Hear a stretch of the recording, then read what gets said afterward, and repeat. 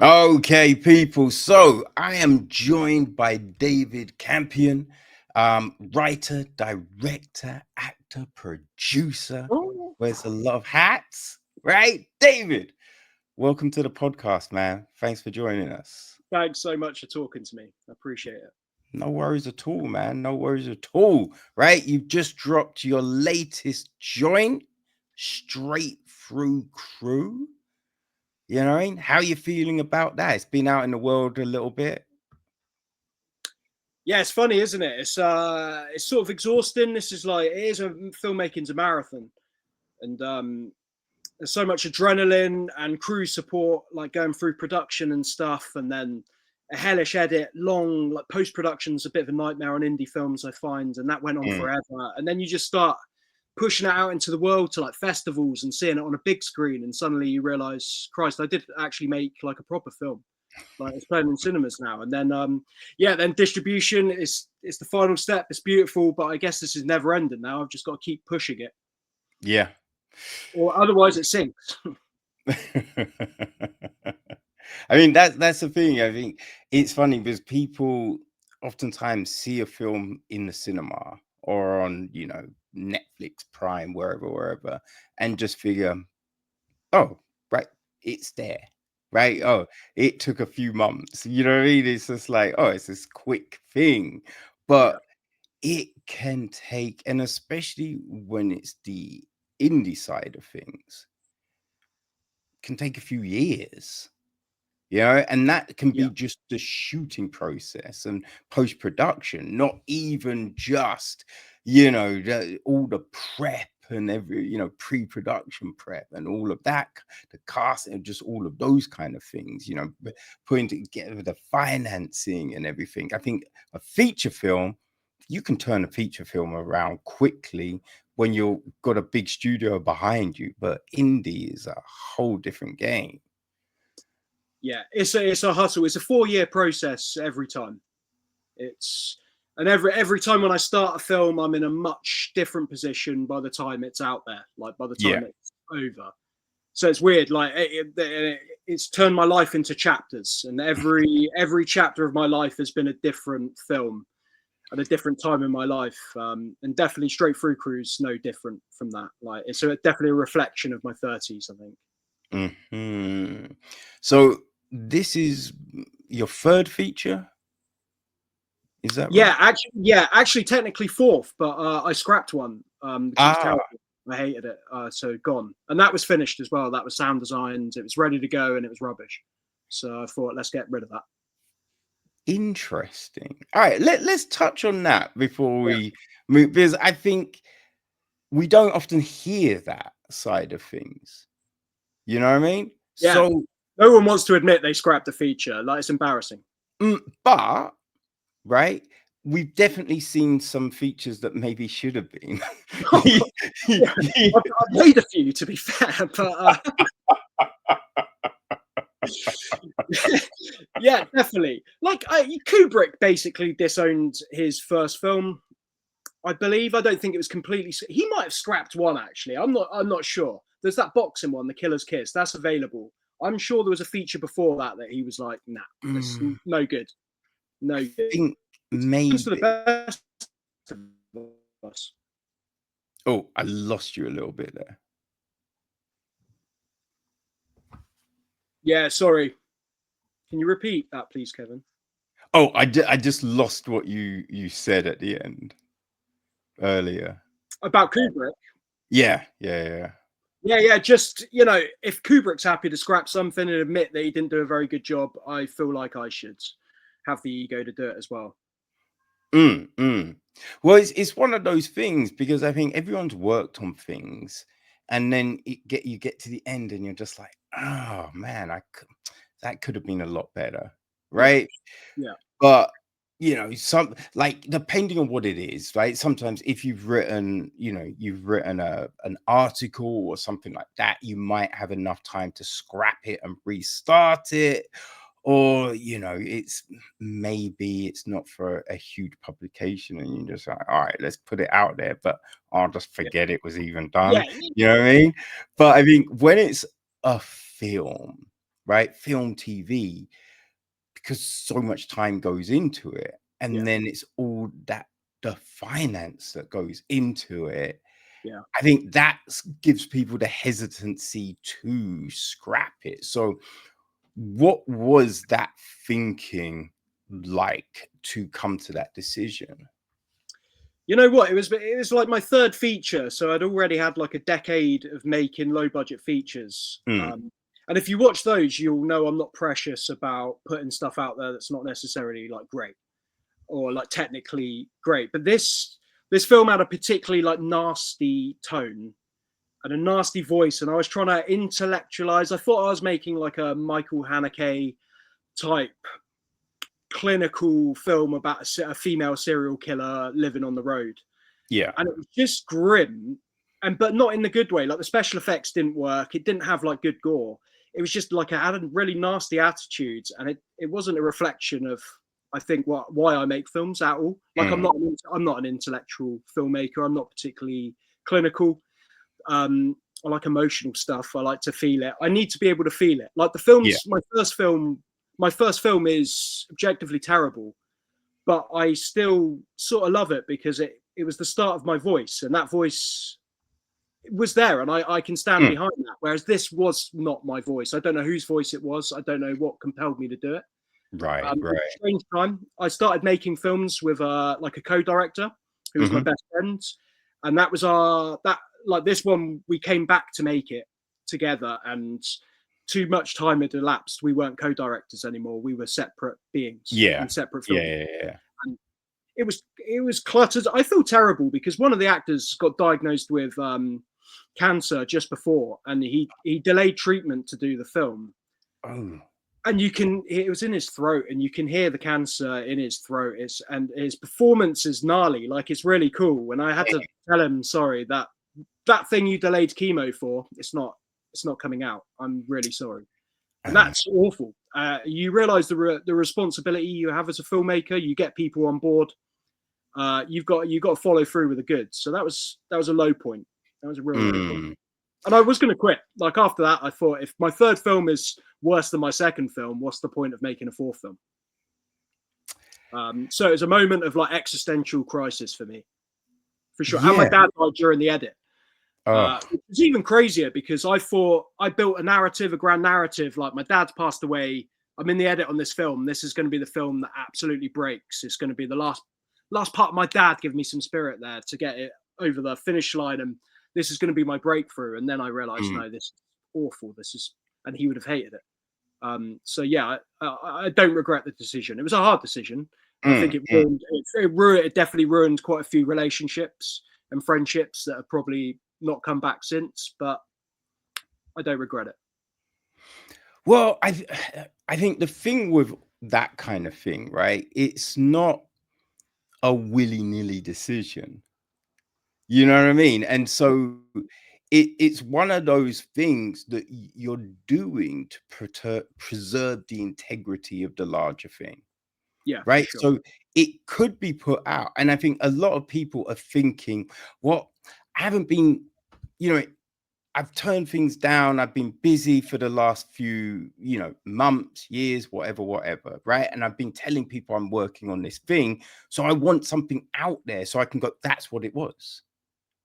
And I think that's why some people probably are like, oh, put it out. Why aren't you putting it out? Right. But it's not necessarily, oh, but it might be bad. It might not work. It's just like, I need something to justify what I've been doing, when the bigger thing would be, okay, how good is it? Right? Because if it's not great, people then kind of attach you to this thing, and they might be hesitant to book you for other projects. So it's probably better for actors and other things for it not to be there.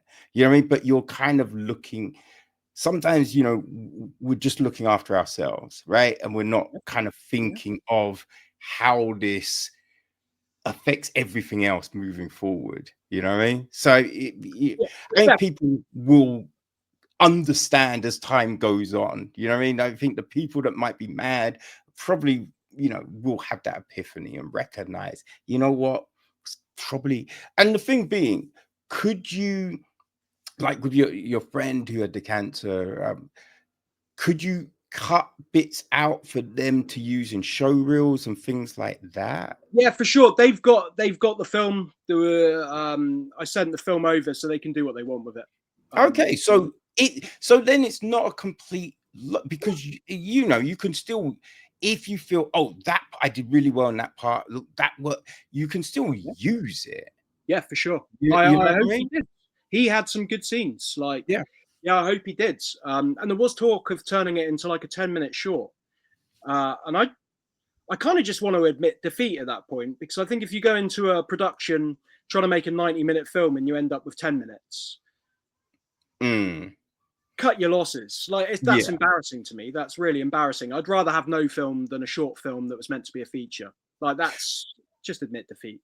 Yeah, I mean, the thing that you could, you know, essentially do with it though is, you know, create a kind of a like a director's chair situation and just talk about filmmaking, right? Because as I said, not many people have actually said, I scrapped a film, right? So breaking that aspect down, right? Showing people like not everything you do is going to be a win, and be like, yo, and this is why, right? And show little bits and be like, this scene, I wanted it to be this.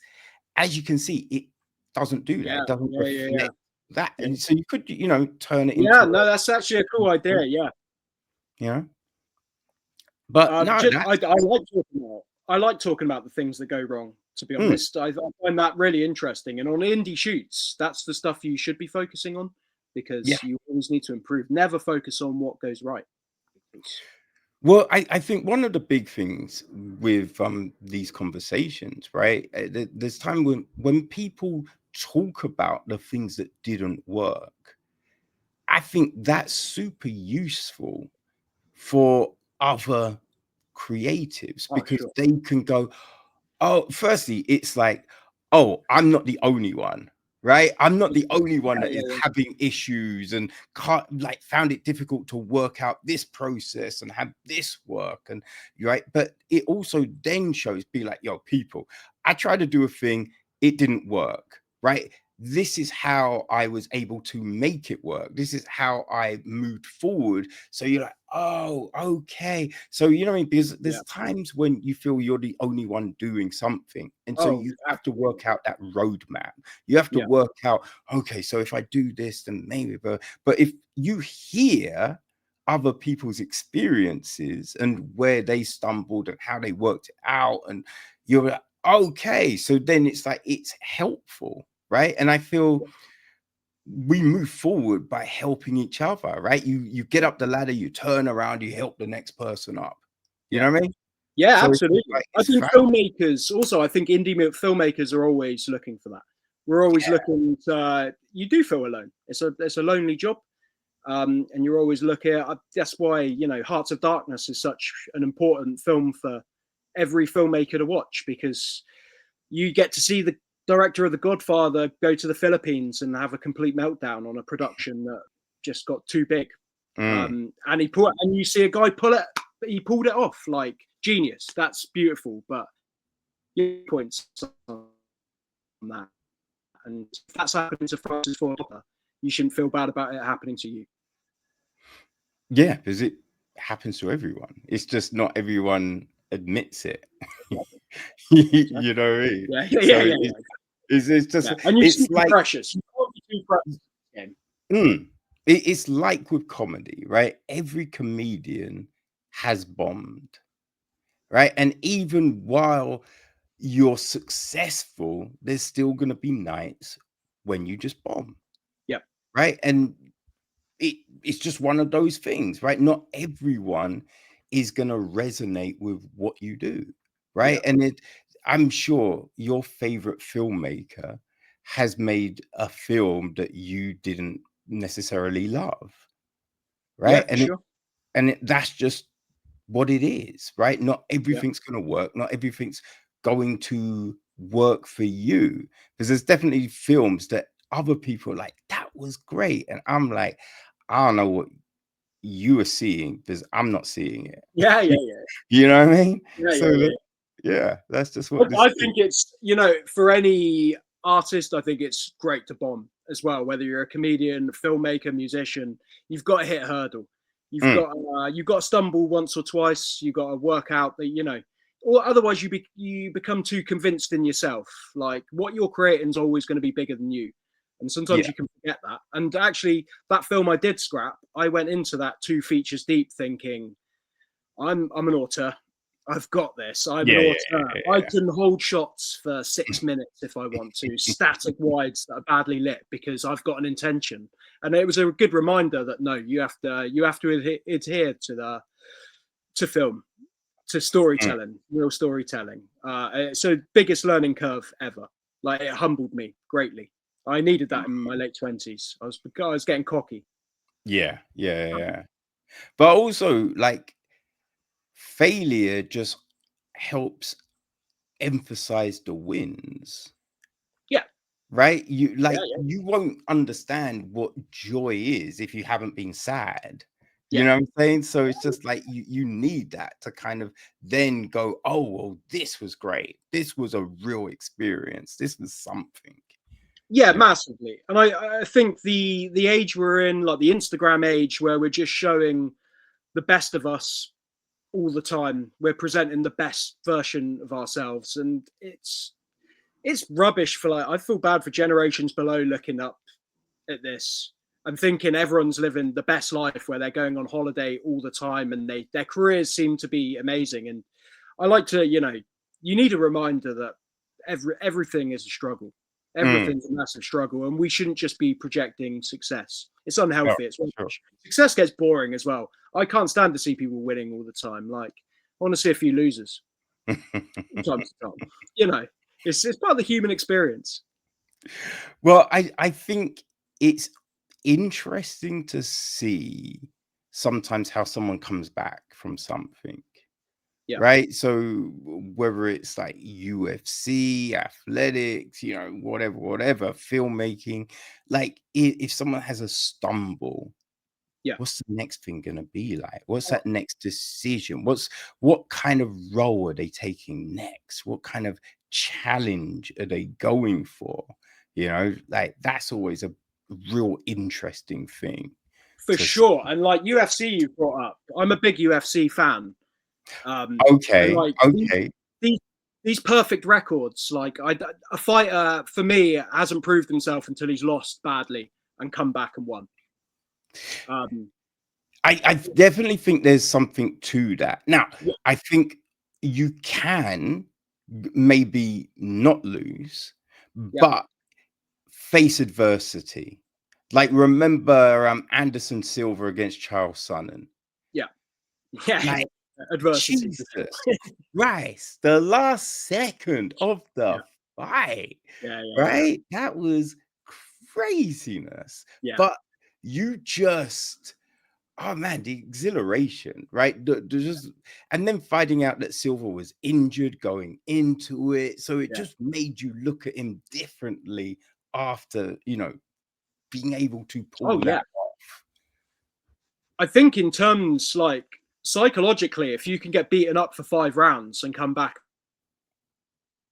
you are you are tough because you see fighters that lose a few rounds and they can break, they can stumble, Yeah. they're out of the Yeah. fight. If you can take that on the chin and say, I've still got a chance of winning. We're in the last 30 seconds of the 5th round. I'm going to try and pull something out. If that's amazing sort of willpower and endurance, Mm. psychological endurance. And that's impressive to me. I love it. I love to see it. Really Oh, love for to see it. sure. I mean, last weekend, right? Mason Jones getting put down Mason 3 Jones. times and then coming back and winning. It was just like, Form for the year. yeah, I'd pick Jones to win when I Yes. previewed that fight. I picked Yeah. Jones to win. And then it starts off, and I'm like, oh fuck. I don't think it's gonna go my way. And then, you know, he wins with ground and pound in the second. It was insanity. Yeah, and that's a projection of his career in general, because obviously he had a rocky start to UFC. I watched that first fight and it was amazing, and it was a shame he lost. And then he sort of traded a win. I think there was a draw or a no contest somewhere, and he just left. He just went, "Nah, I'm not ready for this yet."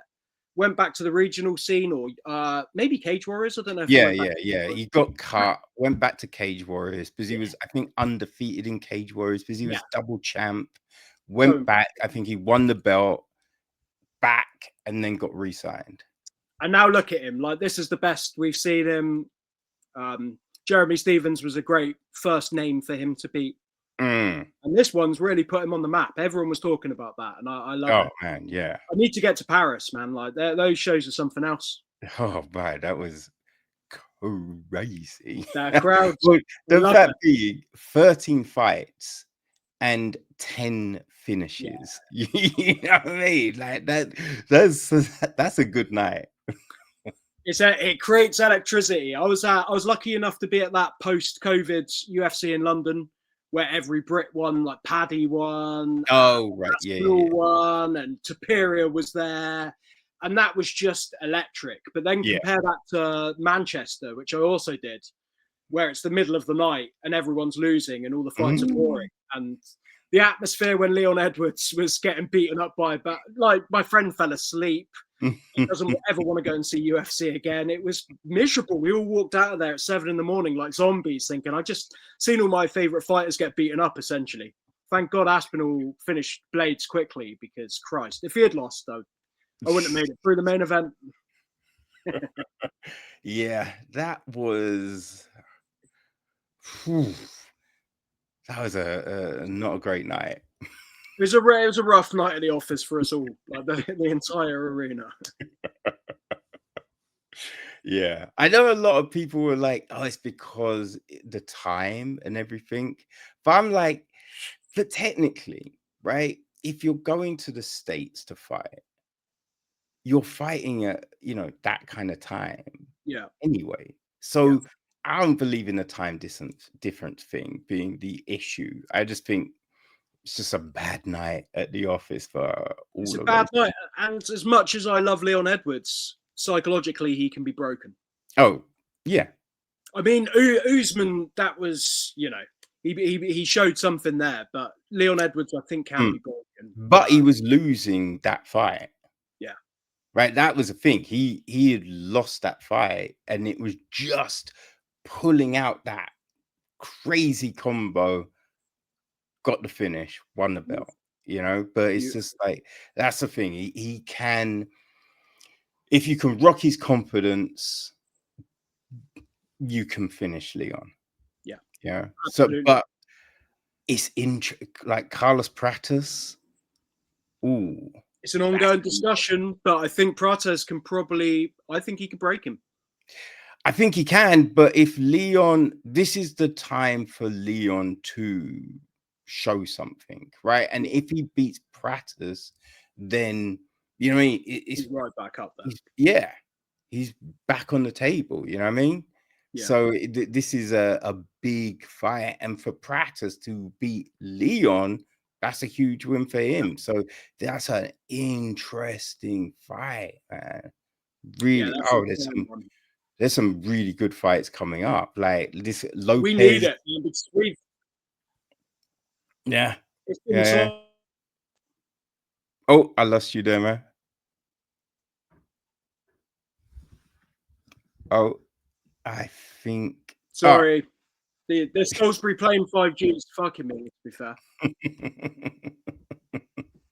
You got me back? Yes. Yeah. You're back. Yeah. Sorry. This is an example of what it's like to live in the sticks. Like, we are behind the times. But before we lose that, Diego Lopez, Gene Silva, can't wait. 2 monsters, absolute monsters. Yeah, that's an interesting one. It's funny. I was just putting together my preview for the podcast. I think it's going to be Silva. I think it's going to be Silva for the win, because Lopez is great, but Lopez gets hit. Yeah. That's the thing. Lopez gets hit, and we've seen if Silva can hit you, he can finish you. So He's got that explosive power. And the Bryce fight, he was just playing with his food. I've never seen Bryce get slapped around like that. That was ridiculous. He wasn't trying. And you think Superior had a pretty competitive, I mean, dominant, but fairly competitive.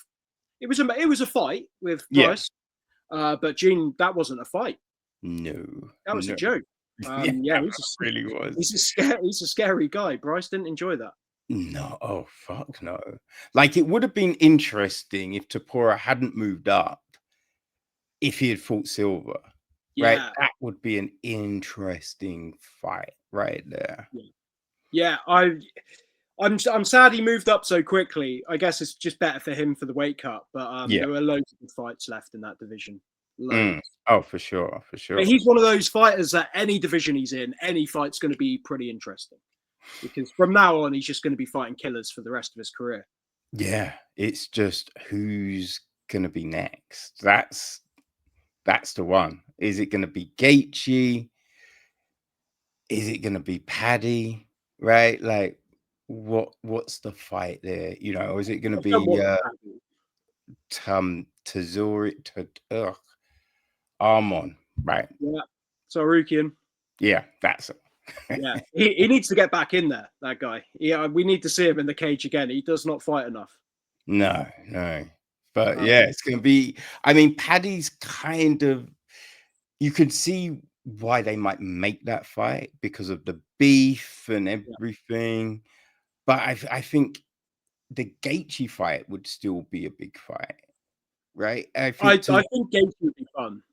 Yeah, that will be fun. I think Armon, that will be a really good fight. Technical. But out of the three, it's probably the one that doesn't necessarily move the needle to the casual. Yeah. Oh, yeah, for sure. You know what I mean? Like, to anyone that knows, oh, you're tuning in for that fight, right? But for the casual fan,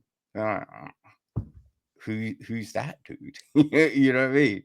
Like, but Gaethje, Pimlet, they're like, ooh, yes, I'll watch that. Yeah, it'd be fireworks. I just think it'd be sad, not counting Paddy out, but to derail him at this point. He's on his momentum's great. Like, he's on such a better run than I expected. I did not see the Michael Chandler fight going that way, to be honest. He beat him up. He just beat him up. And I did not see Paddy dominating someone as just powerful as Chandler. Like, I thought he could win by using some crafty ground game, but he was just beating him up. And he's never looked so dominant. And I think that's amazing for someone like Paddy that always looked kind of small. I always think of him in his Cage Warriors days, vomiting after that fight. That stuck with him for too long. That's such a bad look. I sometimes watch that. It bums me out. It's so it's the worst post-fight talk ever. Man. Yeah, not great. I think the thing to do, what I might do is do Topuria Gaethje, right? Because Gaethje has probably got 1-2 fights left before he goes. So just give him one last crack. So I would do that, and then on the same card have Pimlet Armon. So then if anyone falls out of the main card, you can then just slot one of those in their place. But you then have the next challenger, right? So you have Pimlet Armon, right? That's the co-main or the featured bout. Then the winner of that gets in the cage after the Topuria Gaethje, and then challenges the that's what I would do, I feel. Yeah, I'd take that. I think that works. Yeah, I think that's smart.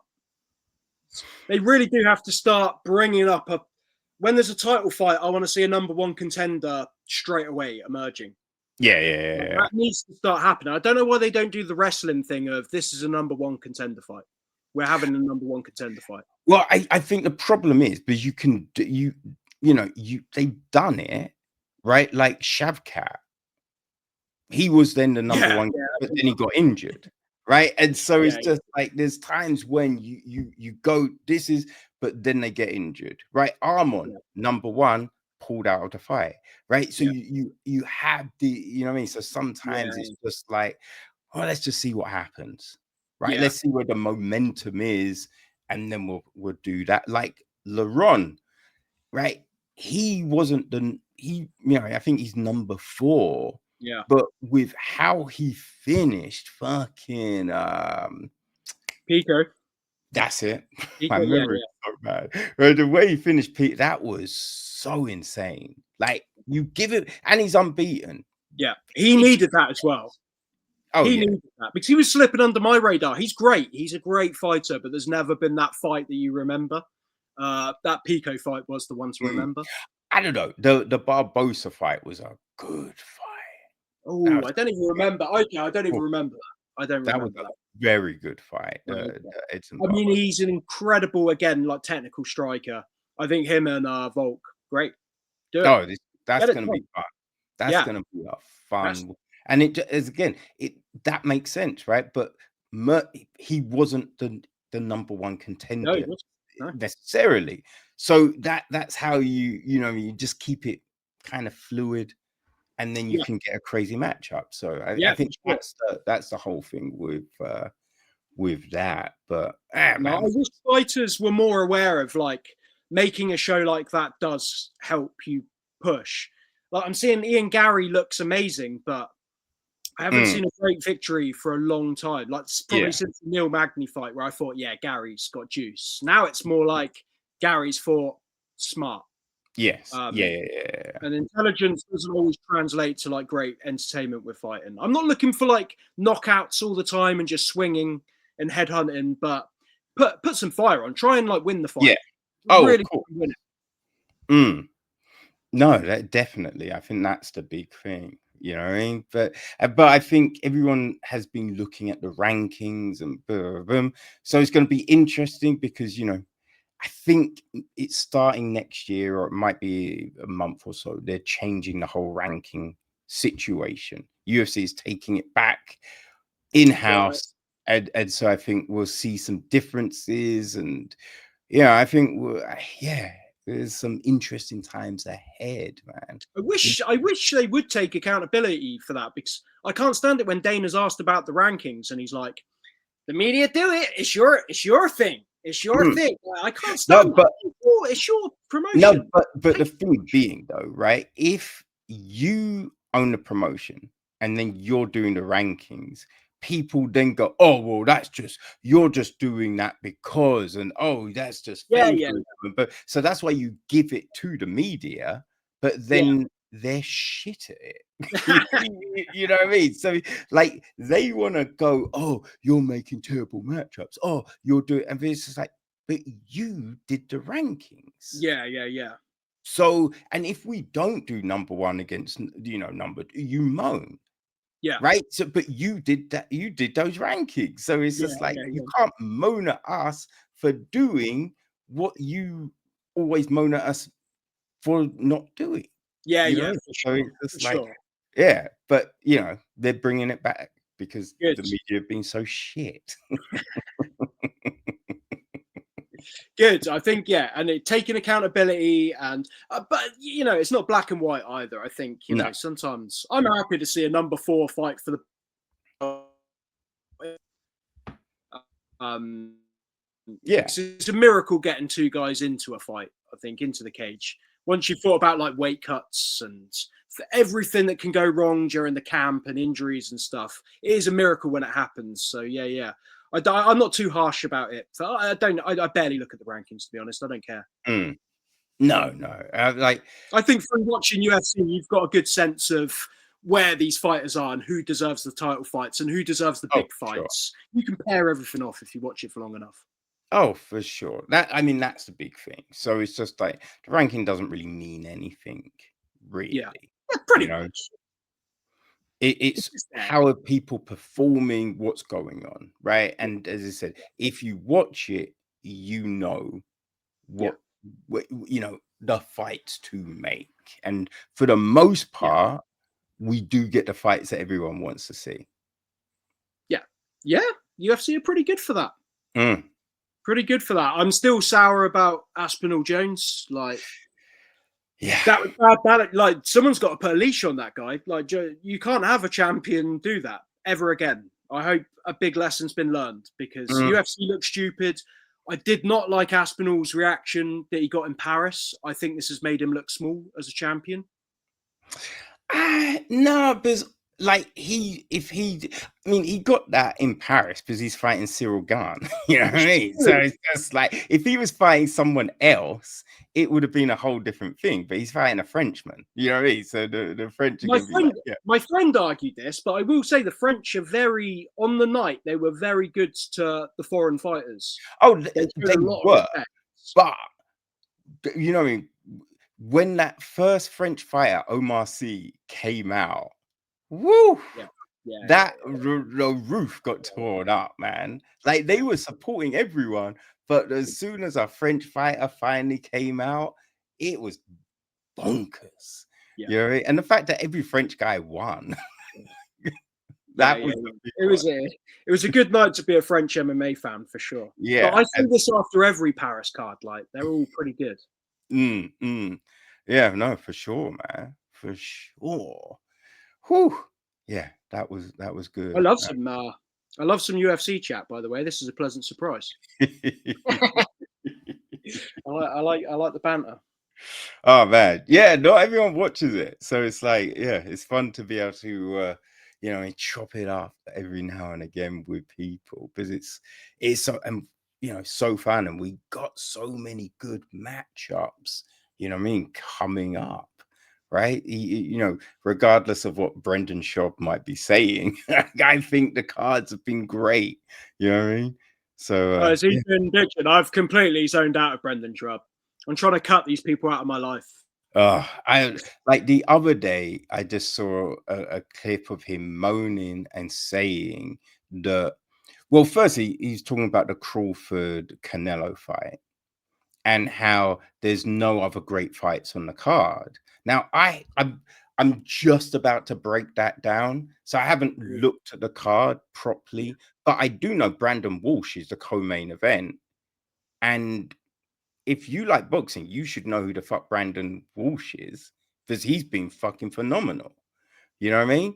And also the big thing being, right, like, all the big people, the big fighters people know in boxing right now are the champions. So you can't have a card just prelims, champion. You know what I mean? You can't do that. So it's about building these people up. So you might not know them all on this card, but going forward, you will know who the fuck these people are. Yeah, for sure.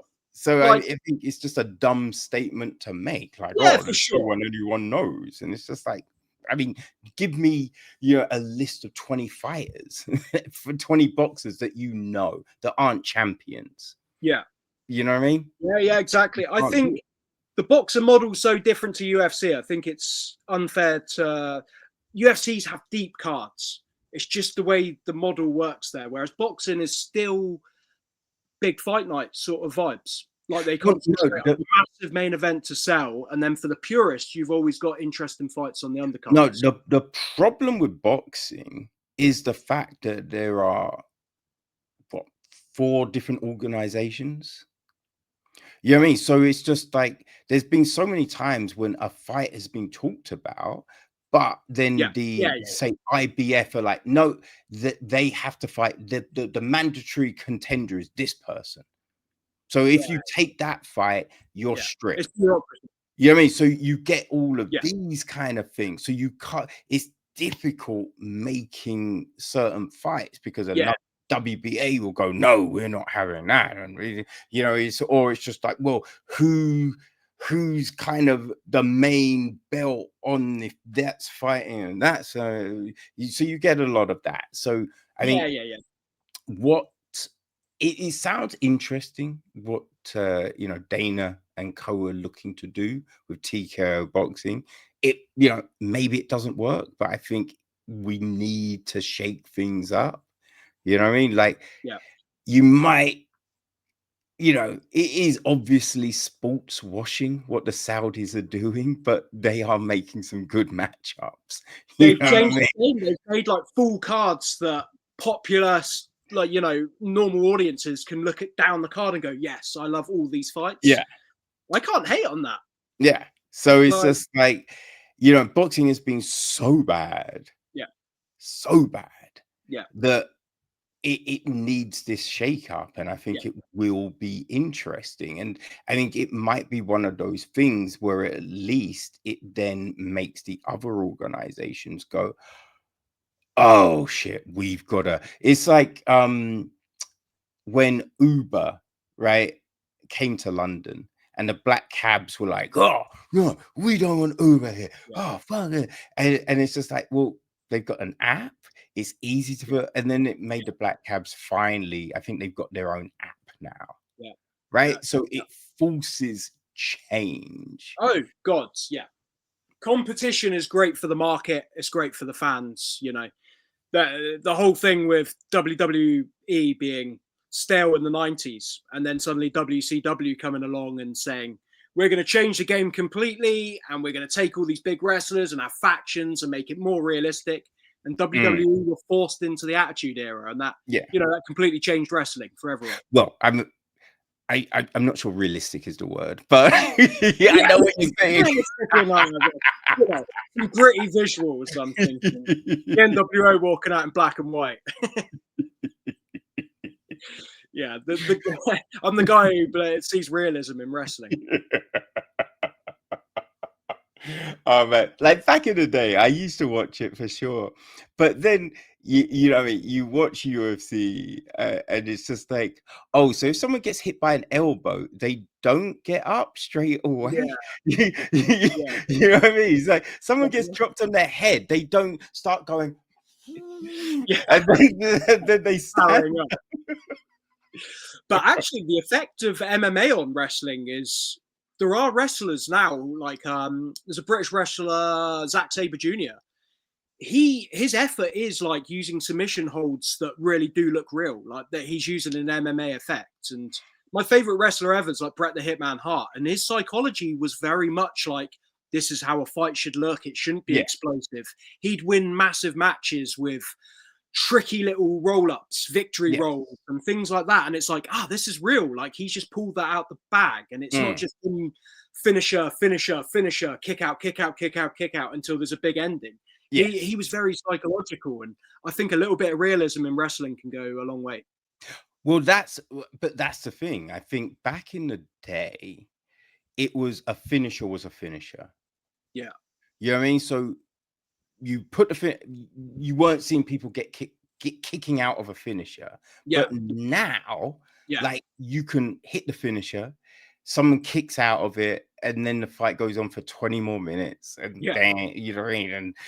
And someone gets hit by a hammer and they're still fighting, right? And it's just like, come on. And you've seen 5 finishes and you think, Christ, how many more are we going to have to do? Yeah, it does. You know, I tried because everyone keeps talking about it, and I just I cannot get into it, right? Just because, you know, it's, and also a lot of times those punches do not look like they've connected, right? Those kicks do not look like they've landed, and like it just looks a bit more staged than maybe it used to. But you know, I can see why people. Yeah, for sure. I think if you check out wrestling,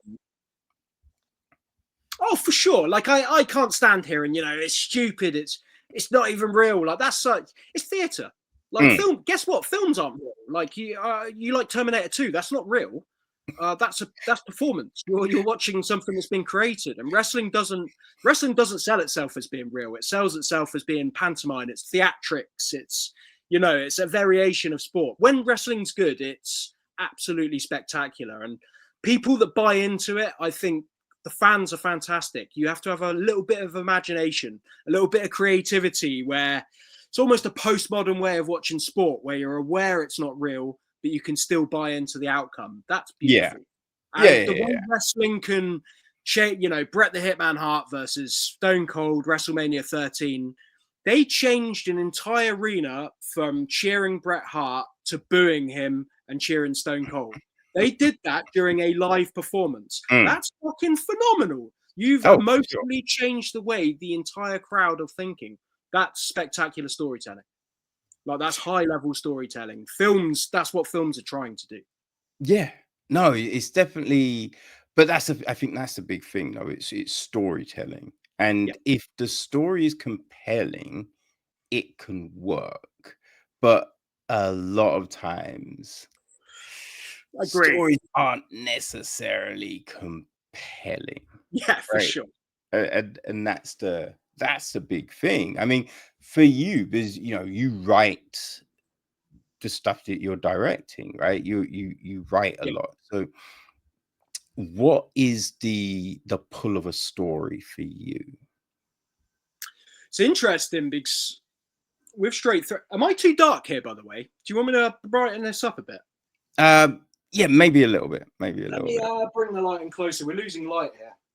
Yeah, there we go. That's what happens when you live in the sticks, man. Yeah, man. Like, I'm at the mercy of the sun. No, that's a lot nicer. Yeah, no, it's interesting you asked that for Straight Through Crew because there's no real strong narrative. So and that was always the way I was going to approach it. I was, you know, Okay. I think Dazed and Confused, like the Hangout movie, Dazed and Yeah. Confused. It's experiential. So I approached it like, how can I keep people interested in this without it being like a traditional story? It's linear. It's, you know, it's in sequence. It's built up of lots of a myriad of arcs, I'd say. So I knew it was going to be an ensemble. I knew there were going to be a lot of characters keeping the momentum. It's all about story. Doesn't have to be about plot. It can be about momentum. I was trying to create an experience. So I want the audience to start here with the characters. I want them to end here. Things are going to happen, but they're going to be small. It's not going to be using traditional like plot necessarily. Yeah. There's Yeah. still but there's still structure and the characters still develop. And that's what I was interested in. Like, how can I make these characters interesting and reveal a lot about them without trying necessarily taking them through the mechanizations of a story, the mechanics of a story. Like, how can I still make them interesting? So I wanted to try and create something that was relatable, really authentic. No big plot points where you think, Christ, that wouldn't happen during a piss up in a village, which essentially the film is. That's what it is. It's a party in a village. Like, I couldn't have someone like, I didn't want to have someone die in the second act. Like, that would have been easy. Like, kill off a character through a drug overdose. Suddenly we've got high drama.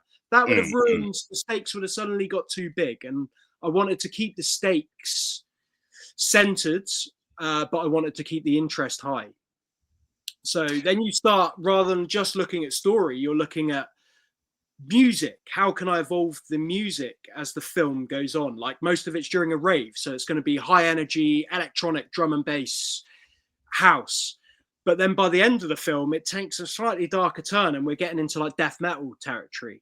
So sonically, there's been a development without maybe you necessarily realizing it. There's been a massive development here and it's changed the complete arc for that character. And we've done that sonically just through music. Visually as well, the film becomes a lot more psychedelic, a lot druggier. It's more montage.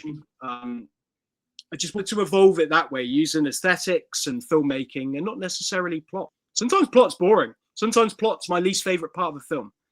Like, a lot of films, I enjoy the first 20 minutes where you're just getting to know the characters, but then they get forced into a story, and I'm like, okay, we're here. I understand now that we've hit the plot. Well, I know where this is going to go. But I think that word is it, right? Forced. Now, when there's a natural flow to a story, Absolutely. right, then you're just like, okay, cool. But when it's just like suddenly, you know, they're hanging out, they're doing this, and then wait, why are they robbing a bank? Like, where did that come? You know what I mean? You're just like, that might this jumped the shark, you know what I mean? But I think, you know, because there's so many people that can start a good story, right? But cannot write a good ending. You know, there's some people that have incredible endings, but phew, the start is just like, I mean, what are we doing? You know what I mean? So it's just being able to structure something in a way that can resonate, that can draw you in. You know what I mean? I think that's the big thing with these things. And I would say with Straight Through Crew. Oh, by the way, is it straight through crew kind of because you technically wouldn't stop in that town, like you'd go all the way through? No, but that's Oh, actually okay. amazing. I haven't heard that before, but that does make sense. No, Straight Through Crew in the party world are people that party all night, and you get to the sunrise, and you're the Straight Through Crew. You've made it through the night. The party doesn't end. Okay. But Well, I like. by the way, why are you trying to shame? I used to party all the way through, David. But don't try and make it that I don't know the fucking lingo. I mean, fuck you. I'll be honest, I haven't been straight through in probably 10 years now. It's hard work. It's fucking hard work. I don't ever want to see a sunrise still drunk. Like, never again. I'm done with that. Oh, man, back in the day, there used to be a club in Peckham called Laserdrome. Like, it used to be drum and bass, hard step. You know what I mean? Like Jumping Jack Frost, Brocky, Groove Rider, Fabio, man, Randall. It was so fucking good. I bet that was a vibe. Yeah, and so that would finish at I think like 6 in the morning, but the trains didn't start till 7, so then you'd hang out in McDonald's, and they'd jump on the train, but the train would not stop in Orpington, so then you had to jump off. Which, when you get older, you realize how fucking dangerous that was. But that's what you're jumping off the bus, yeah, definitely. I love that there's a time in your life where that just seems like a normal thing to do. Yeah, it's just like, well, it kind of slows down as we go through this station, so I'll be fine jumping off. You know? I've never heard of this happening. This is crazy. This is madness. Well, also, those were the days when the doors would manually open. Like, you couldn't do it now because it's all electronic, but back then you could just open up the door. But then also, it's kind of like, oh, now that door's kind of swinging, so that could like injure someone, but you didn't think about these things. You know what I mean? You were just like, oh, that's my stop. I'm jumping off. I love that.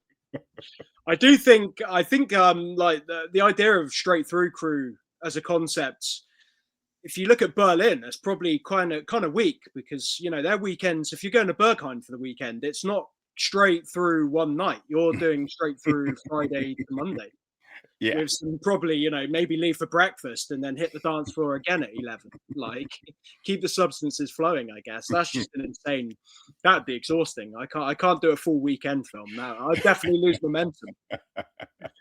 The Berghain sequel's not happening.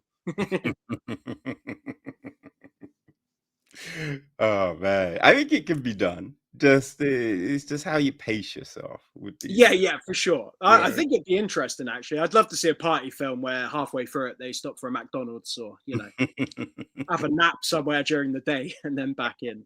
That must be so. I've never been to Berghain, but that must be so surreal. Yeah, that would be an interesting one. 10 in the morning and it's being packed still on a Sunday morning. Oh yeah, that's a different culture. If that was in England, we'd be killing one another. Like, there's something about the Germans where that brings harmony, but I don't think it works over here. Maybe. No. I think a club would need to be a certain size, and I think there needs to be a certain kind of setup for that kind of thing to work as it was. Yeah, for sure. But the club, we're talking about clubs, but Straight Through Crew, like the film, it's based on the rural version of that, which throughout my 20s, so the DJ in the film, Planky, throughout my 20s, he was putting on nights, and they were very messy drum and bass house. He'd get a lineup of DJs, and these would be taking places in like working men's clubs, the local pub, the local sports club, and there'd be disgusting nights that were happening in these like really humble little working class venues. And the last one that happened in like a chicken shed, that was a New Year's Eve party, and it was a chicken shed, and it was the best setup for a rave I've ever seen. But we all stank of chicken shit for like a week after. Everyone, it permeated our pores. Like my skin stank of chicken shit. But it was kind of worth it. Like I thought on the night, like I was 27, and I thought this is the most rural hedonistic thing. It's so unique to the area. None of my city mates, none of my Londoners, they're not going to understand the magic of partying in a chicken shed. So it's funny because when you said a chicken shed, yeah, I thought you meant like a KFC knockoff spot. You actually meant a chicken shed. I'd love that. I'd love that. But this was a literal chicken shed in the middle of the countryside in a really humble village that you'd go to retire in. And that was messy. That were hundreds of people turned up to that. That was a really messy night. But I think that was always the thing, though, because a lot of nights that would happen, like Laserdrome was in this kind of, I think in the day it was an actual laser tag spot. Yeah. Right. So when the lights came up, it looked shit. It was terrible. And a lot of times you go to spots and like it's dark and it's like everyone's packed in and the music and everything and blah, light. It's all of that. And then when the lights come up, you're just like, oh God, this place. Yeah. Oh, that clarity that takes you to another place where you think, where the fuck am I? Yeah. Why are we in this place? Yeah. And you're like, you're feeling stuff drop on you, and you're like, are there sprinklers on? And you're like, no, it's just the sweat, like coming down on you. But it kind of added to the ambience of the night. You know what I mean? Like everyone just hitting the wall and jumping up and down. The speakers are blazing. You know what I mean? Like that was the thing. You didn't want this, pristine club, right? You wanted this grimy spot. Yeah. That's the true spirit of raving, partying, clubbing. I'm more into like punk and alternative music, and those venues. I don't want it pristine. I want it to be sticky, and it's all about stripping away all that bullshit and a load of sweaty bodies coming together.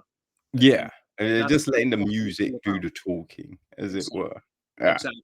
Strip away those egos. You're not meant to look good. Mm-hmm. Together. Yes, yeah, that's the thing. Now, but I think a lot of times when you're filming those kind of scenes, like it works in the narrative of the story, right? But oftentimes you see it and you're like, like it'd be full, right? There'd be more people, it'd be packed. But I imagine trying to shoot it, if it was like it would be, you're not getting the shots because there's too many people. You can't get the camera work. You know what I mean? Like, so yeah. What is it like trying to create that vibe, that ambience as a filmmaker?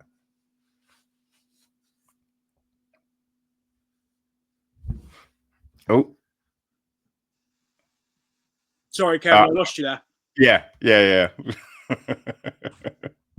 No, I was just like, what? I got the gist. Oh, okay. I got the gist of that question. Yeah, I've got it. And interestingly, I'm glad you asked, because I did not want to try and fake a party, because you can tell the background guys are in the right part of the frame and they've got their drinks and they're dancing to no music. That was the last thing I wanted. So we threw like a proper rave. Okay.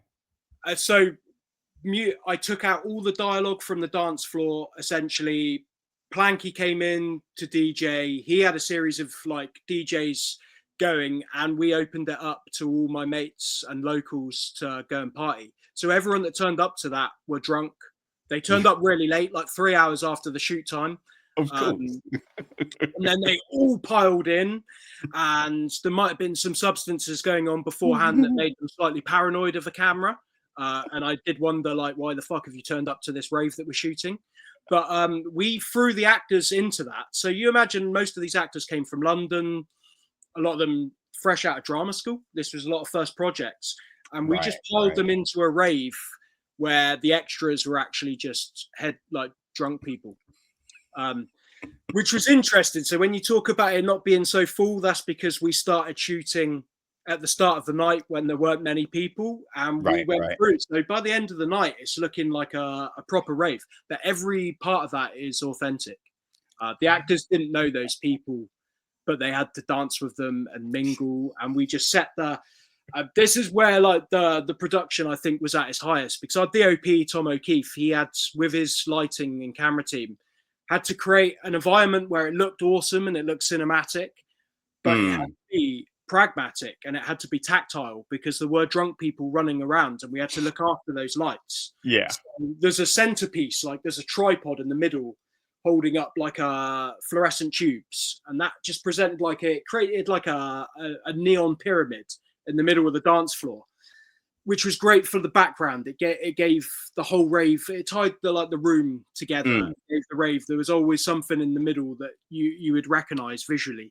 But that had to last. There were drunk people falling into it and jumping into it, and it was messy. And you know, at the end of the night, we had big lights outside pumping some light through the windows. When the sparks were letting those lights down, one of the lights, like as it went down, it hit someone's eye line, and some drunk guy started swearing at them, going, "What the fuck are you doing with that?" And they had to navigate that. They had to look after themselves there. It was experimental for me. We had one night to do this, and we had to get. I knew that was the majority of the film, and we had to hit it that night with those people and make it work. I didn't know if it was going to fucking work. That could have been an absolute nightmare. At one point I thought we're going to have 8 people in here. What are we going to do? We were talking about like, well, we can CG some people and keep people in the dark. It's when you're using your own money and you've got one night to shoot a rave and you've built your film around a fucking rave, you think, this is stressful, but also it's awesome. You're living in the moment. You make stuff work. You have to make it work, and that's good. I like going on set and thinking, well, I haven't got a load of storyboards supporting me here. I've got a load of drunk people that I hope will add some authenticity, but they could also ruin it. Yes. Like, how many contingencies did you kind of build into that? Because but it's just like, you know, I work in marketing communications, and there's times when I have to organize events, right? And so it's just, you always have to build in contingencies. Like I was doing some road shows for the NHS, and it, you know, part of the annual report was accessibility, right? So I had to make sure all of these events were accessible. So there was a BSL signer at every event, audio description at every event, hearing loops, and all of this. Now, when I put it on it was Bristol, fucking snowed. It snowed so hard, right, that a load of people couldn't get there, and my signer couldn't get there for a couple of hours. But because I had the audio description, it was fine, right? But it was like building those things in. So like it's stressful, you know what I mean? So how was it for you with like just having one night, as you said, to capture essentially a whole chunk of this film? I'd have, if that had gone tits up, I would have probably rewritten. I'd have had to rewrite something where the point of the film is that it's a shit party that no one turns up to. And it would have become a completely different film. I think the contingencies, I guess, because there is dialogue in the rave, but having control of that venue. So the rave happened one night. That was our night to get everything on the dance floor, everything that's not dialogue based. But then we went back there for 2 more days where we had a handful of extras or crew or just a few of my mates who were up for coming back for a few days, where we shot dialogue scenes in the kitchen, at the side of the rave, on the stairs, around the side of the stage. Okay, so like the scene with Aidan and Roxy and yeah, so on Rex on that balcony bit. Yeah, that was you had me done there. I was like, who the fuck is Roxy? I was the wrong film. I might have forgotten a character completely. Those were the scenes that we had some control of, and that's where we cheated, and that's the beauty of cinema, tying that together, replicating the lighting, but instead of having a full rave, we've got 4 of our sparks in the background drinking to make it look like something's going on. And as we start the shot, we have 2 people pass the camera. Suddenly we've got a pumping rave again, but we can also have the control to shoot a meaningful performance. And it's cool because you get 2 different types of performance from the actors. You've got the performance of them during the rave where they're reacting to what's going around them, and they're allowed a few drinks because they have no dialogue. And let's try and get body language right. Let's use dance and physicality to tell this story. But then we can cut to a dialogue scene that's shot on a different day where there's no rave going on, and they're concentrating on their performance and their delivery and their interaction with that actor. That was so fun for me to play with.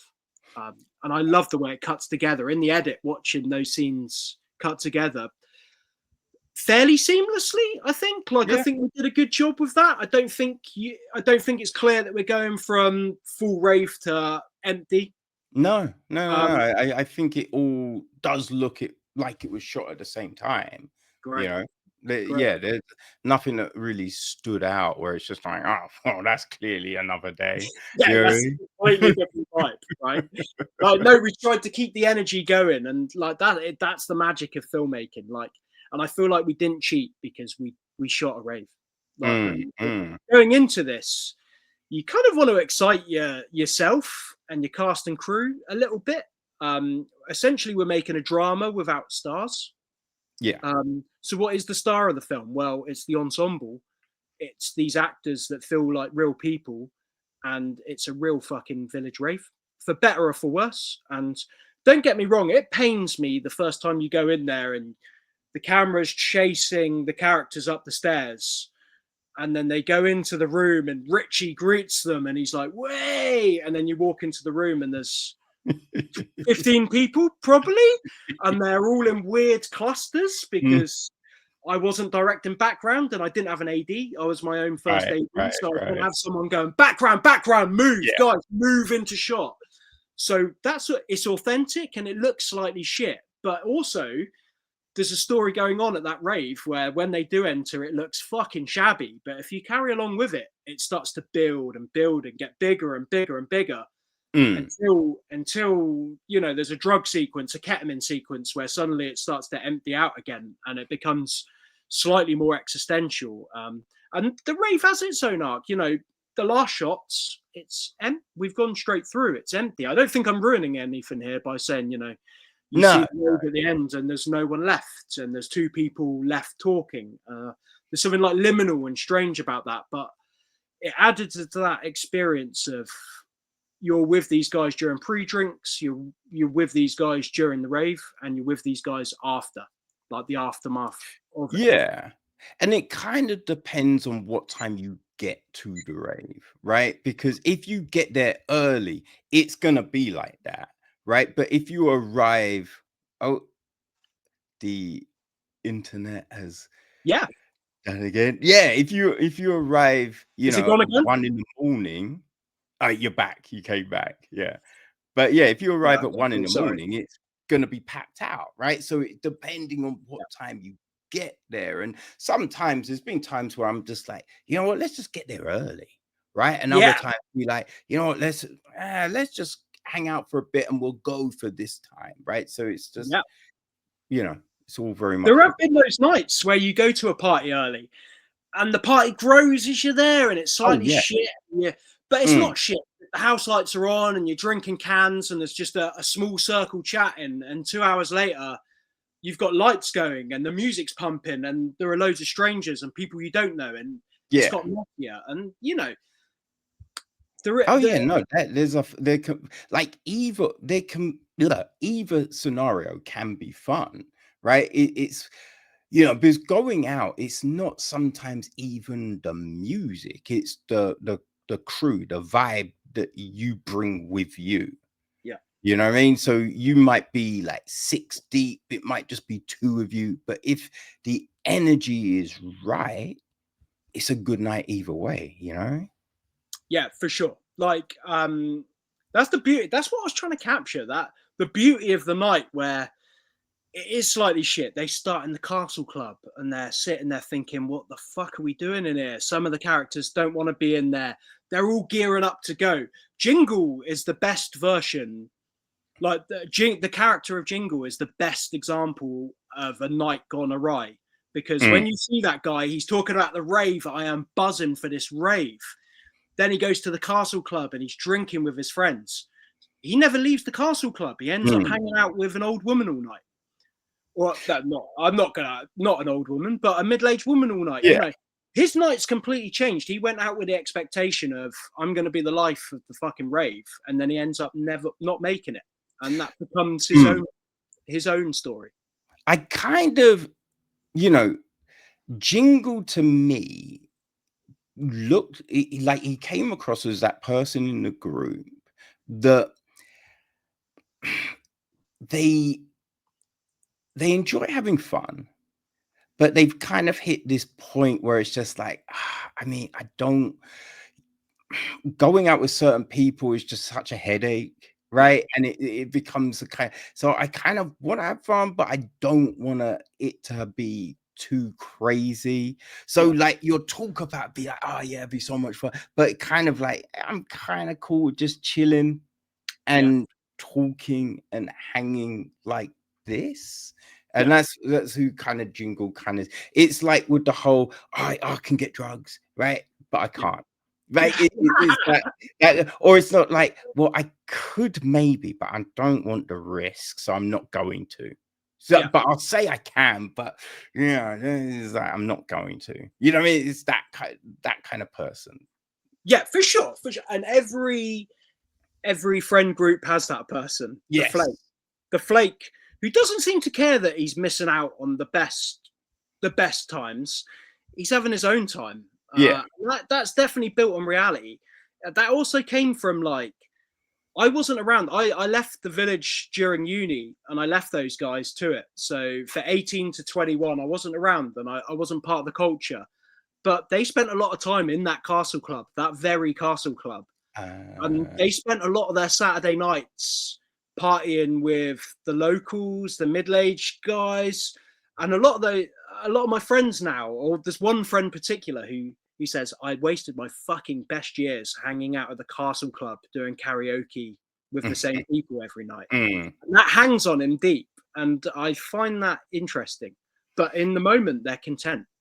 Um, and that's what the Well, film's about. Like these guys are kind of some of them are discontent, but some mm, of them are content with it. And I don't want to judge yeah. the ones that enjoy that. Like Well, that was their time. That's cool. That's awesome. yeah. I think that's the thing, right? Because when I was talking about this film, it kind of reminded me of, because I grew up in Orpington, Yeah, right? It's like it's weird because it's in the borough of Bromley, which is like class as London, but it's Kent, right? So it's this weird thing of London, Kent, but it's out in the sticks, right? You meet people at clubs and stuff like that, and be like, "Where are you from?" You're like, "Orpington." They're like, "Where?" And you're like, "Oh, it's past Bromley." They're yeah, like, "By Bow?" And you're like, "No." Like, and they're like, "Oh, that's the yeah, sticks. Do you have a combine harvest?" And yeah, it's just like, "No." yeah, yeah. Nothing. You're You But there's a load of people that what I mean, that still live there, yeah, right? So if I go back to see my parents, I might bump into people, and they're content. That's cool for them. yeah, But for me, it was just too small, yeah, right? There's no theaters. There's no art galleries, right? Like Yeah. clubs and like the type of music that I'm trying to do and get into, and just all there just wasn't and it was not diverse at all. You know what I mean? So it's just like, yo, you had the National Front just down the road. It Yeah. wasn't a good place to be for Okay. me, right? Yeah. So I got out of there. But but that was the big thing about this film, that you could recognize the scenarios, you could recognize the people, because when you're in a place outside of London, there is that thing of like the people that go to London. Oh, look at you, you're going to London. Yeah. Oh, Yeah. it's just like, oh, well, and oh, they're in London, so they must be living it up. It's Yeah. big time. They're but it's not necessarily that. No. Right. So, like all of these kind of scenarios, and then the people like Aiden that are very content, do not want to leave, right? All of that, you recognize it. It all rings very true. You know what I mean? Yeah. And I thought that was one of the strengths of the film. I'm glad that translated, because I moved to London after uni, small town boy. I'm going to fucking London, and I ended up in New Eltham. And so when I moved there, my mate was like, "Well, you're in Kent," and I was like, "Yeah, am I? Christ! I thought I was moving to the heart of the city, and I'm in New Eltham." And I realised, Christ, it's taken me half hour to get into central London, and my expectations. Was being in Well, Soho, I right? talk to them a bit. Like, I Yeah. worked in central London. I worked in the Cineworld in Piccadilly Circus. It's now the Picture House Picture Central. House. Yeah. Yeah. So I worked in there. So I got that feeling of London. But then it took me bloody 45 minutes to an hour to finish work to get to. It was ridiculous. If I The finished that night day bus. shift, it was the night bus. Yeah, it was a Oh my train god. and then the night bus, and I'm getting And home back at in the day, it was 1 an hour. It's 1 half. hour. And the amount of times I got to Trafalgar Square as you're seeing the N47 roll No, away, and it was just like, it God was so damn it. sad. It was so. Oh, Some nights I'd finish work and I'd end up in Lewisham, and I'd be thinking, how the fuck do I get home from Lewisham now? This is a real like journey, and I wasn't used to that, because my area, you drive, yeah, yeah. or I'm on a 10-minute bus and I'm in the center of this area. London was a different experience, where Mm, I realized that it wasn't just central London. Like, yes. that's not where the life is. There were all these pockets where different things were going on, and it was such like a learning curve for me. You get to Lewisham and it's its completely own vibe. Yeah, And then you get that night bus past Peckham and you'd think, Christ, what's that vibe like? And yeah. it was intimidating when I was a little village boy. Going through Peckham, I was like, shit, this is serious. I'm on a night bus going through Peckham here. This is crazy. Yeah. And it was nice for me because first screening straight through crew was at the Peckhamplex. Oh, okay. That was so exciting to me. I was like, Jesus, I'm back. I've come back to my roots. And Well, it's such a broad term, London, yeah, right? Where it's, you got north, south, southeast, southwest, like, yeah, as you said, because you can be an hour out, but it's still classified as London. yeah, So it's just, I think when people think London, right, they think Soho, yeah, right? They yeah, think like Oxford Street. That's where you're yeah. gonna be, like Carnaby Street. That's where Oh, you're hanging. But it's just like, it could be all these other places. It yeah, could be Greenwich, where it's just green, so greener. You know what I mean? Or it could be Highbury, right? Like there's just so many different parts. So you can see how it can be overwhelming for people. And then I also think it's just like there yeah, is that notion of you finish uni, you get a job. yeah, It's like what they don't tell you. And this was so crazy for me. Like I finished my degree, and on literally the last day, they called everyone into a room. And like after the third year, so many people dropped out. So everyone's in the room, right? And like one of the lecturers goes, right, so you know, everyone, you know, you want to get a job? He's like, yeah, of course, yeah. It's just like, most of you probably won't work in marketing. And it's just like, wait, what the fuck? And they're like, yeah, you know, it's very difficult. It can be difficult getting a job, and yeah, a lot of you are going to struggle, and and you're just like, okay, right. I've just spent 3 years doing this shit. Yeah. It's cost me this amount of money. Yeah. Right. Luckily, it was before they took the cap off and prices went through the roof. But it's still, you've spent a lot of money, and they're like, you probably ain't getting a job, and you're just like, what the fuck? What am I doing there, right? Yeah. And so, It's your first taste of existentialism. yeah, and you're applying for jobs, right? You're applying for jobs, and they're like, it's an entry-level job, but they're like, oh, well, we kind of want 5 years of experience. You're like, it's an entry-level job.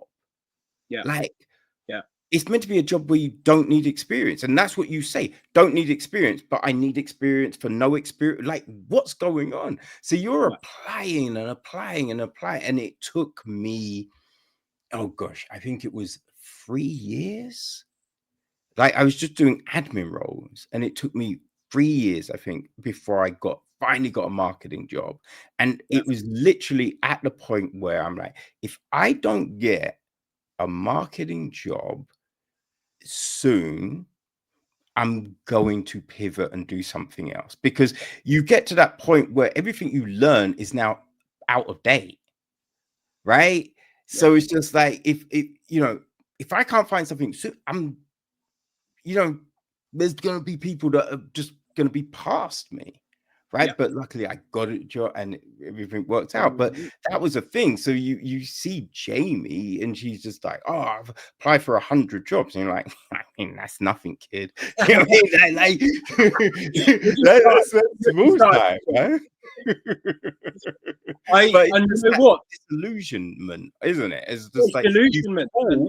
It was all going to work straight out the gate, but it doesn't. And so, like, going from this small spot to this large area, you feel overwhelmed, and you feel, you know, insignificant, and nothing is working out. And so you get, you know, the feeling of, I'm going to come back home.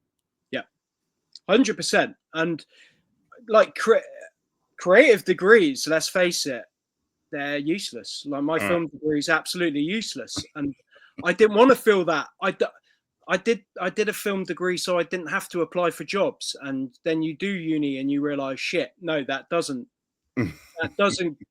take me out of the job equation. But we did the right thing after uni. 5 of us went, right, I don't know how to apply for a film job, but this degree's not going to do it for us. So let's just shoot a film for whatever we have. So our first feature cost £1,500. And it was just a learning curve of, how do we make a feature? How is it done? How are these studios doing it?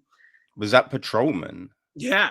And probably my most successful distribution still to this day, because there was a DVD market. So we made a film, and then we went, well, what should we do with it? Well, there's a sales agent who's quite interested in taking a look at it. The sales agent took the film, they sold it on DVD to a distributor, and we, you know, my first film came out on HMV on DVD and a cardboard slipcase with art cards. It was absolute dog shit as a feature. It's like, you're objectively bad. It's a bad film, but we didn't wait for someone to try and give us a job. And I've gone along with that spirit the whole time. Like, I've had a job. I'm 16 years out of my degree, and nobody's ever given me a job or worked with me. It's all been done independently. And I got that philosophy from Patrolmen. Like, you can just make a feature. Don't shop a script around. It's the most embarrassing thing, to have a script for 2 years that you haven't made, because no one gives a shit about that script, to be honest. And still nobody gives a shit. Every time I make a film, I'm starting from square one, but I don't mind doing it. Like, because I've developed that way of working where I know nobody's going to hand out anything. So I went from patrolmen, 1,500 quid, all in, to Woodfalls, where I took out my first bank loan for 10 grand, which my dad had to do for me because I didn't have any finance. Yeah. Let's take that journey and let's see what I can do with Woodfalls. That got me into my first festivals, and suddenly I'm thinking I'm feeling great, but it's not coming out on DVD because it's now 2015 and DVD's kind of drying up, and it's only studio films that are coming out and boutique cult films. So let's do the Woodfalls thing. Let's see where that takes us. Well, I got some distribution for that. And then the third film, which I scrapped, so I took myself out of the equation. And then it was square one again for Straight Through Crew. The industry had completely changed, and I knew that. And I knew I needed to make something a little bit bigger. So I took out a bigger bank loan, and I had some savings. Luckily, COVID happened, and I had a few grand in savings. And I managed to... It was a 30 grand film probably in all. But none of that money came from any production companies. It was me again. And I work a day job. I'm not too good to work. I've worked in factories and warehouses and transport offices and assembly jobs, but they've all paid for the films. Like I'm always looking at that. I'm always looking at the end goal of, well, if I want to make the film, I'm just going to have to fucking do it. And no one's going to invest yet. Yeah. I'm hoping Straight Through Crew might be the one that I can use for investment. But if it's I'm going to have to do it alone again. Well, I think the big thing is, right, because I remember going back in the day to some comic conventions, right, and you'd have people be like, you know, a DC panel, be like, oh, I've got a great Batman story. Yo, how can I write Batman for you? And I'd be like, okay, well, why don't you send me, you know, some of the examples of your work? And they're like, oh, I mean, I don't have anything. Yeah. But I've got this great Batman story. And they're like, I mean, I kind of need to see something. Yeah, right. Right. And it's just like, if you haven't wanted to back yourself, why should I back you? Yeah.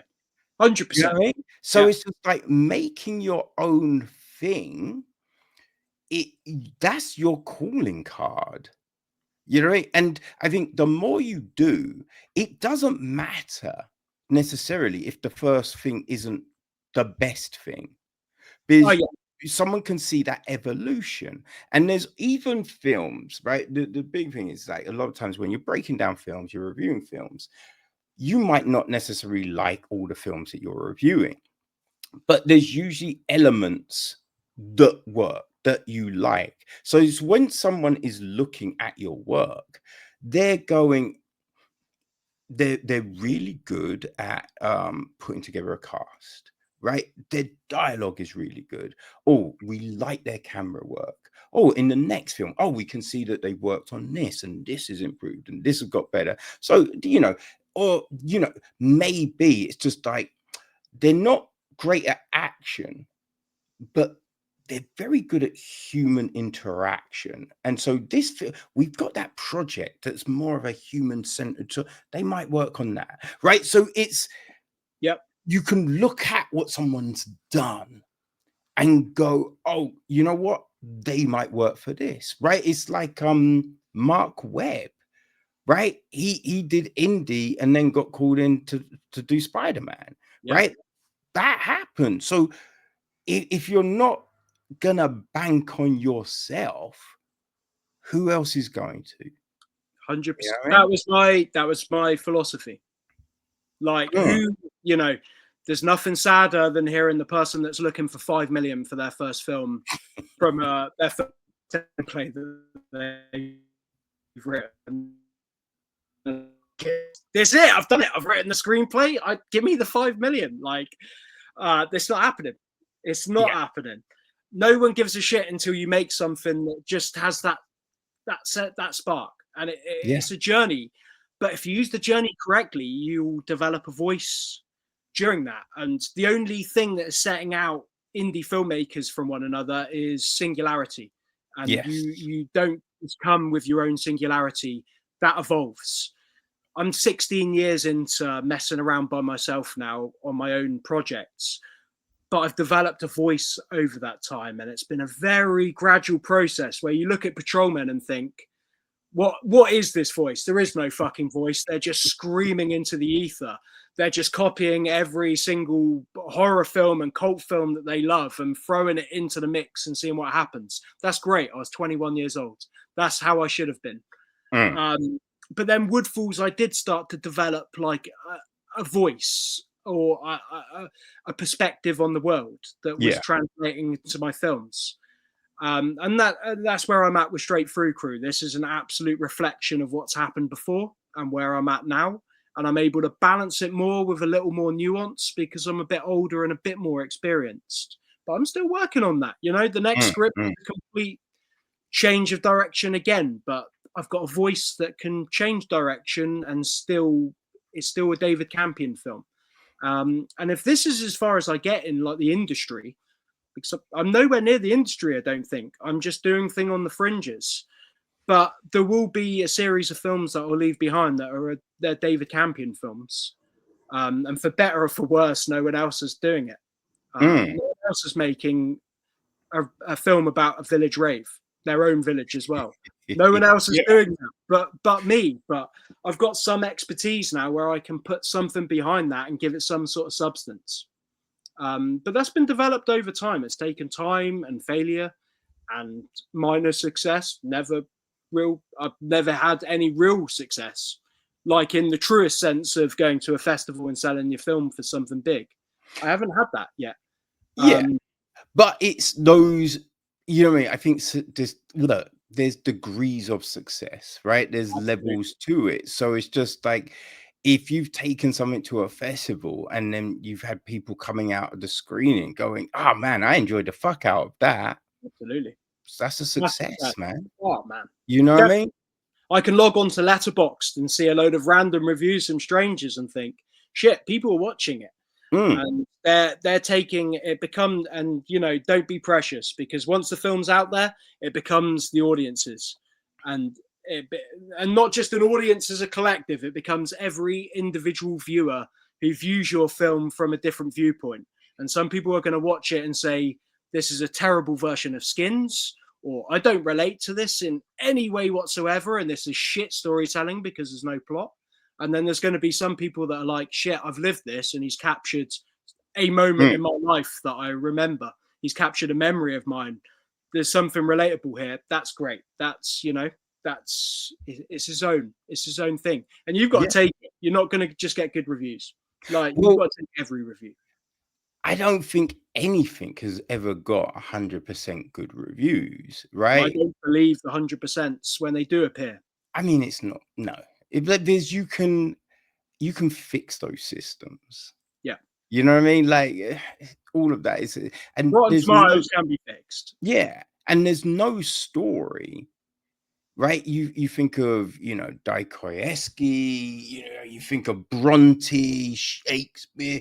Like, there's people that love those pieces of work, and then there's people that hate those pieces of work, right? I remember there was a point when I tried to go through all of those books that everyone talks about being like these seminal pieces. I did not enjoy Moby Dick. I did not enjoy that fucking story. But everyone's just like, hey, it's so good, right? But wasn't for me, right? I do not like E.T. The Goonies, can't stand it. But I know. I love that. So many people love those stories, but it's just like, it is what it. I don't mind if someone likes something I don't like, right? Because it's all very subjective. Sometimes it's the point of life when you actually connect with a thing, right? To how it might resonate with you. So, you know what I mean? Like, there's things that we do that not everyone's going to enjoy, and it is what it is. But there's going to be people that love it, and so you know, that's the success. Absolutely. That's the discourse. That's what keeps cinema alive. Like, we don't want everyone saying, you know, That's brilliant. That's fucking brilliant. That's a masterpiece. That's great. That's what film should be. Like that'd be rubbish. Like it's a discourse, it's a conversation, it's opinions, it's differing opinions.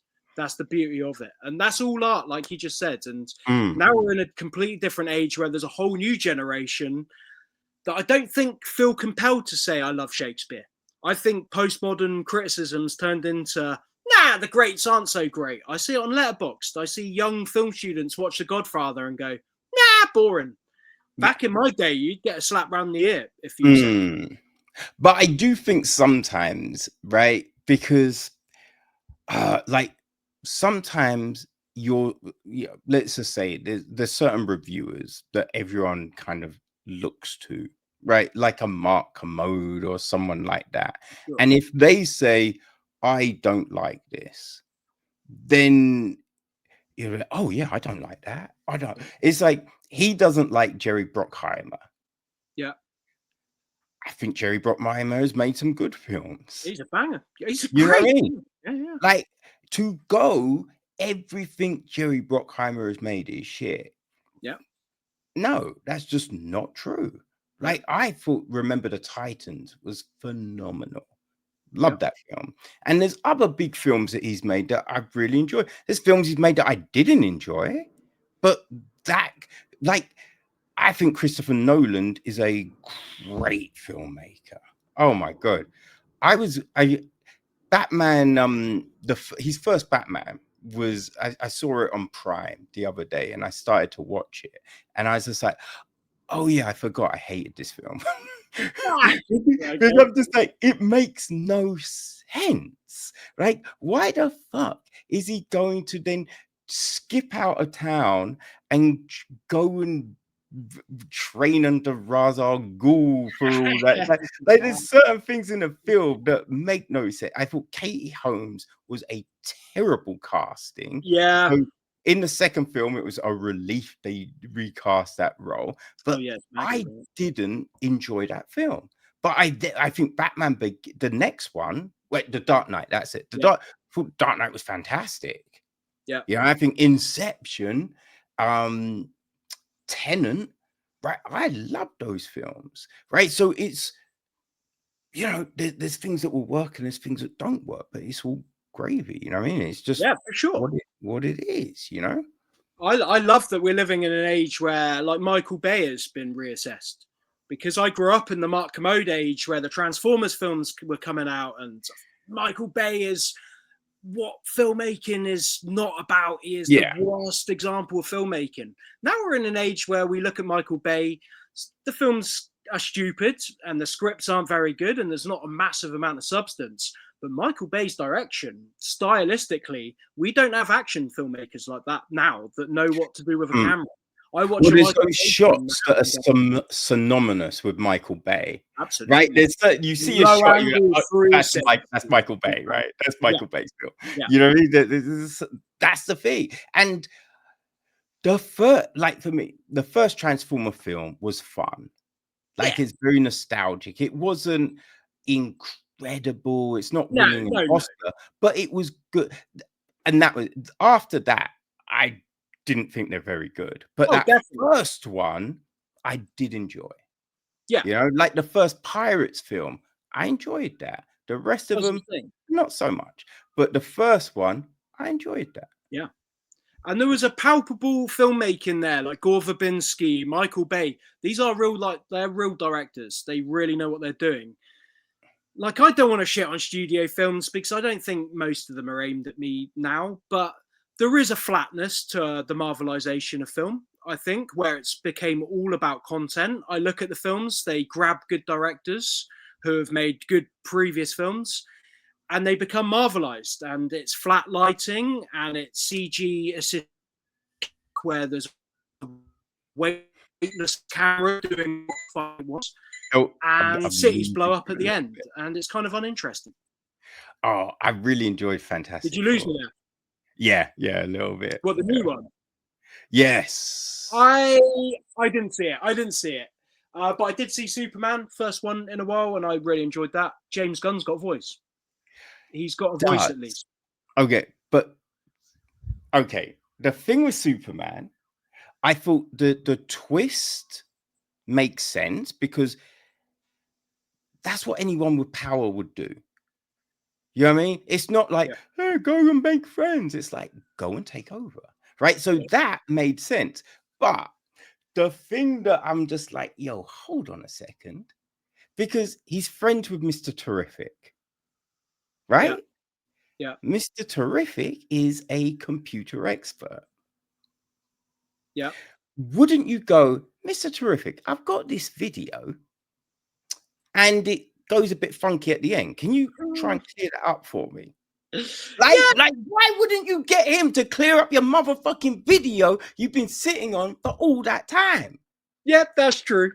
Like, I've got different expectations with that sort of stuff when it comes to a film about a man flying about though, and as a dog. You know, that's how I forgive it. What I'm looking for in those films is a singularity of vision, and there are senses, like there are flourishes of humor in that only James Gunn would do.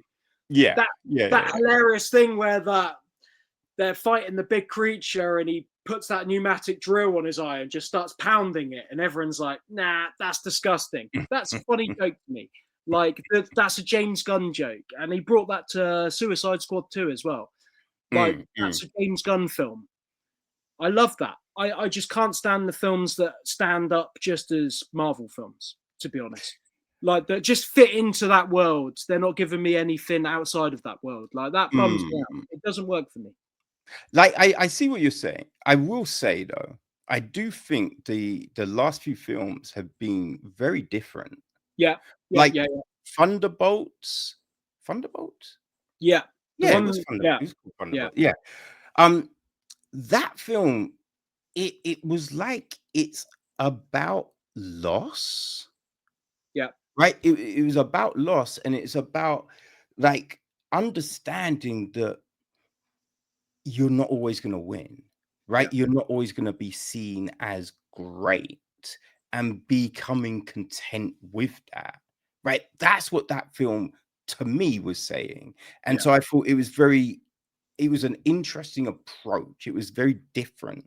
It was like Captain America Brave New World was more of a political thriller. Yeah.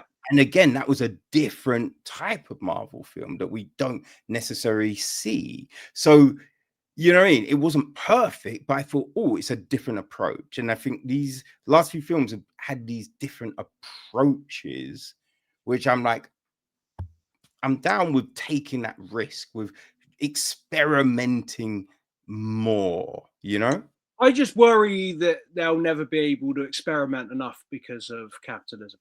Because they're a massive studio and they've got to be able to make a film that can make $1 billion and that can sell to China. So there's got to be some political stuff in there that's not too offensive, some cultural stuff that's not too offensive.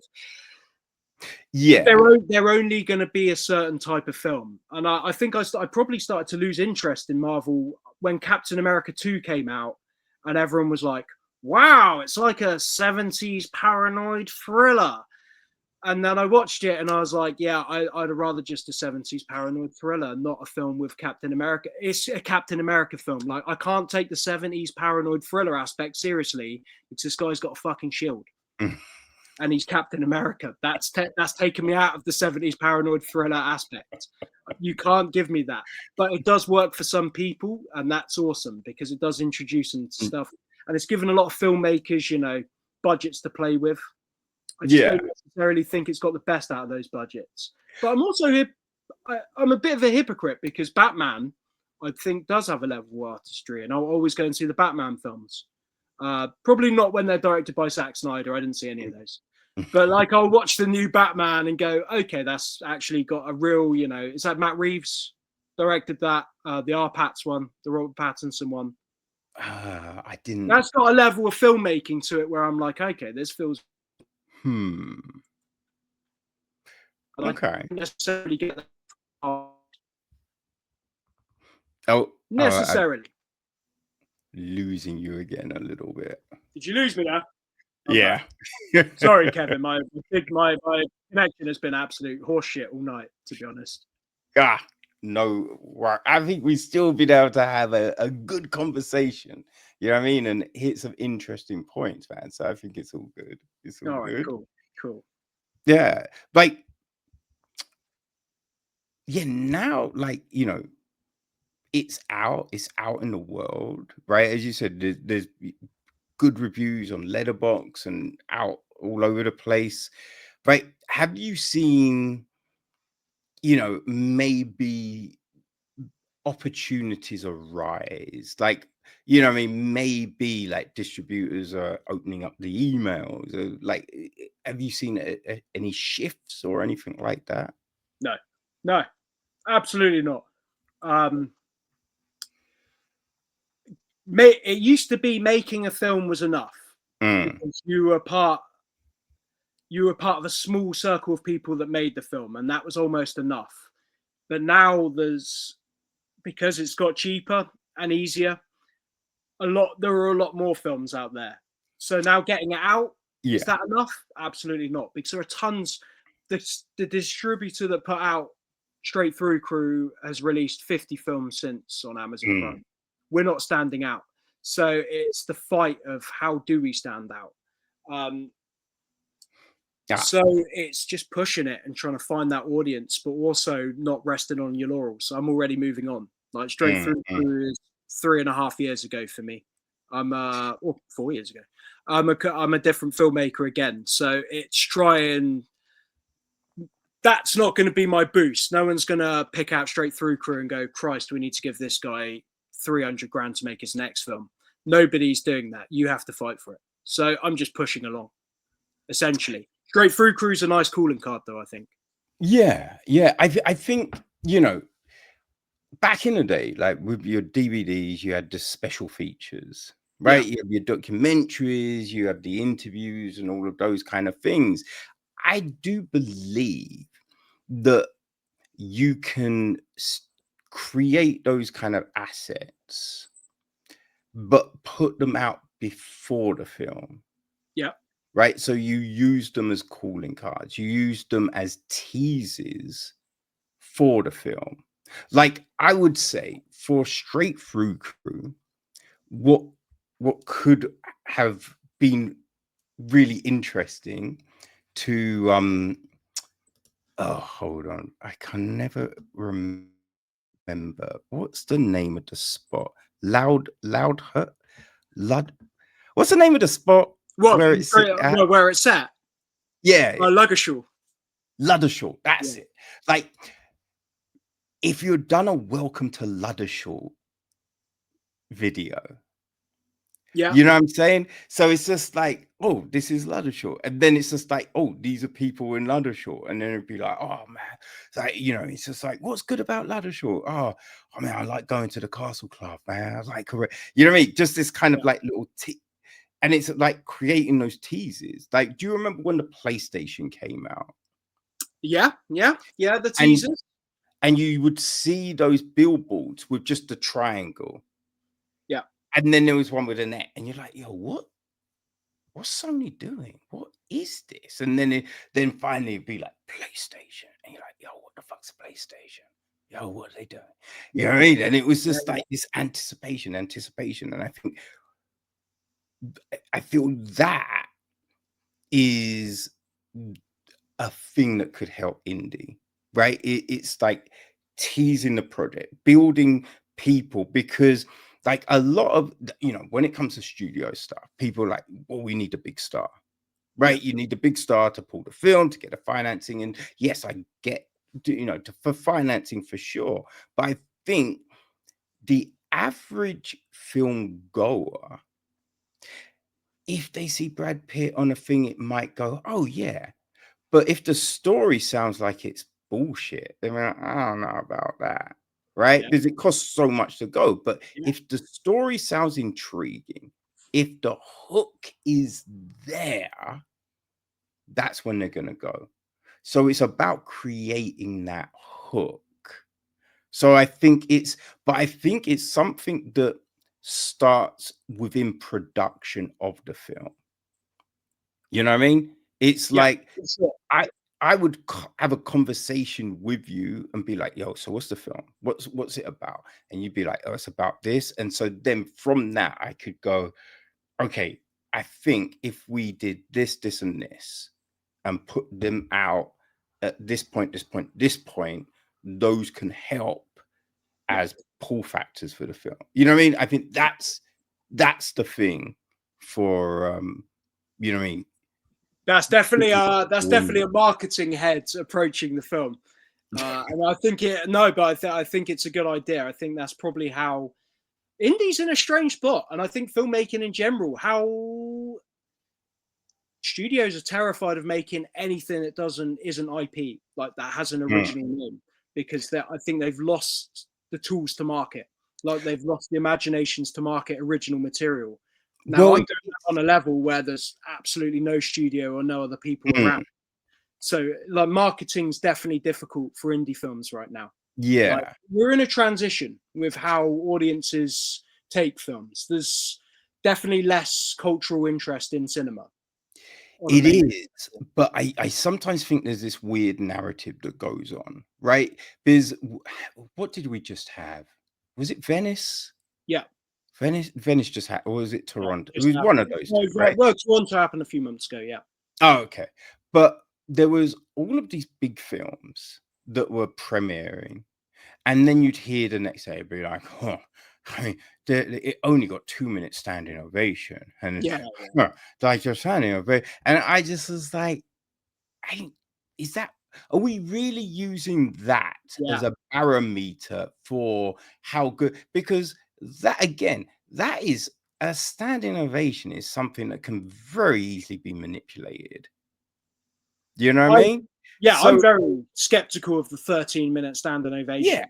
So but that is what's talked about the next day, right? And so if you're looking forward to let's just say Rental Family, I think the new The Whale, Brendan Fraser film. I think it's Rental Fam. I think that's what it's called. But let's just say that as an example. I know nothing about like any reaction to the film or anything, right? But just as an example, right? If you were looking forward to that film, and then you heard, oh, it only got a 2-minute standing ovation, you might go, oh, maybe it's not worth seeing. Yeah. Right? Yeah. But is that the case? It could be an excellent film, but because everyone is now going, oh, it only got 2 minutes, they are potentially killing the film. Yeah. And they're not going, it's not, oh, the film was very interesting. The film, oh, it hit on these types of, this performance was really good. It was just the standing ovation was only. Yeah. Is that the hook? What are we doing? Is that the hook? I don't know what the hook is anymore, because for festival films, generally the audience is there. Probably they're going to be interested in the film because of the director, because it's going to be an auteur if it's on the worldwide circuit, like the art house circuit, let's say, or the indie. It's going to be an auteur director, or it's going to be an interesting actor, or it's going to be an interesting concept. What is bringing people in? Do those people care about the standing ovation? What is your trailer going to do, and how much is it going to expand out of that circle?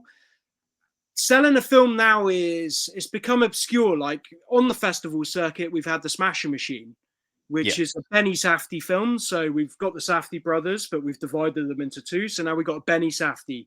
What audience is he bringing in? But it's about the fucking, it's starring The Rock. So suddenly the audience has got bigger. That did get the standing ovation. And it's also coming off of a documentary of the same name, right? But how many people know about that documentary?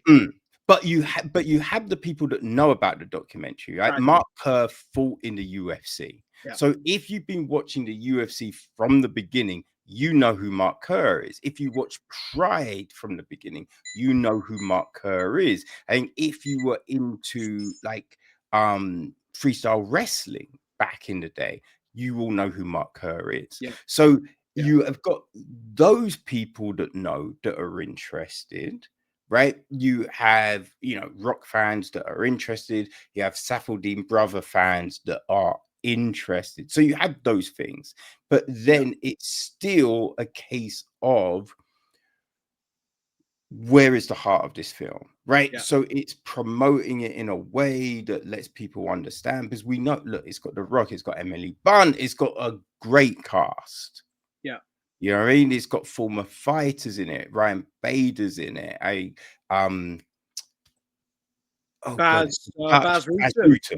Baz Rutten is in it. Yes, The like so, bloody the boxer. Who's the boxing champion? I've completely forgot his name. The best boxer in the world. oh, Fury beat Fury and just won a fight recently. Who's the best boxer in the world? Fuck, I've forgotten his name. Usyk. Yeah, Usyk's in it. Yes, yeah. Do you remember when they announced this film? Before the Nate Diaz Masvidal fight. Yeah. The Rock came out and announced it, and it was met with silence with the UFC fans. And as he said that, I was a fan of the documentary anyway, but I did think, fuck, modern UFC fans don't know who Mark Kerr is. That's an issue. Because I remember The Rock going, oh, like, look quiet. It was embarrassing when they announced the film. But I also think it's kind of like, wait, The Rock's playing Mark Kerr? Absolutely. I was You like, know what I mean? Like, there's The Rock in a serious role. We don't really see that. You don't get You it. know what I mean? So, I'm waiting for it. So it's kind of like trying to sell you on this film, but with a person who you're like, are they going to be good? And The Rock is coming off the back of some stinkers, right? You know what I mean? Black Adam, yeah, that Red One, the Christmas one, yeah. Whoosh.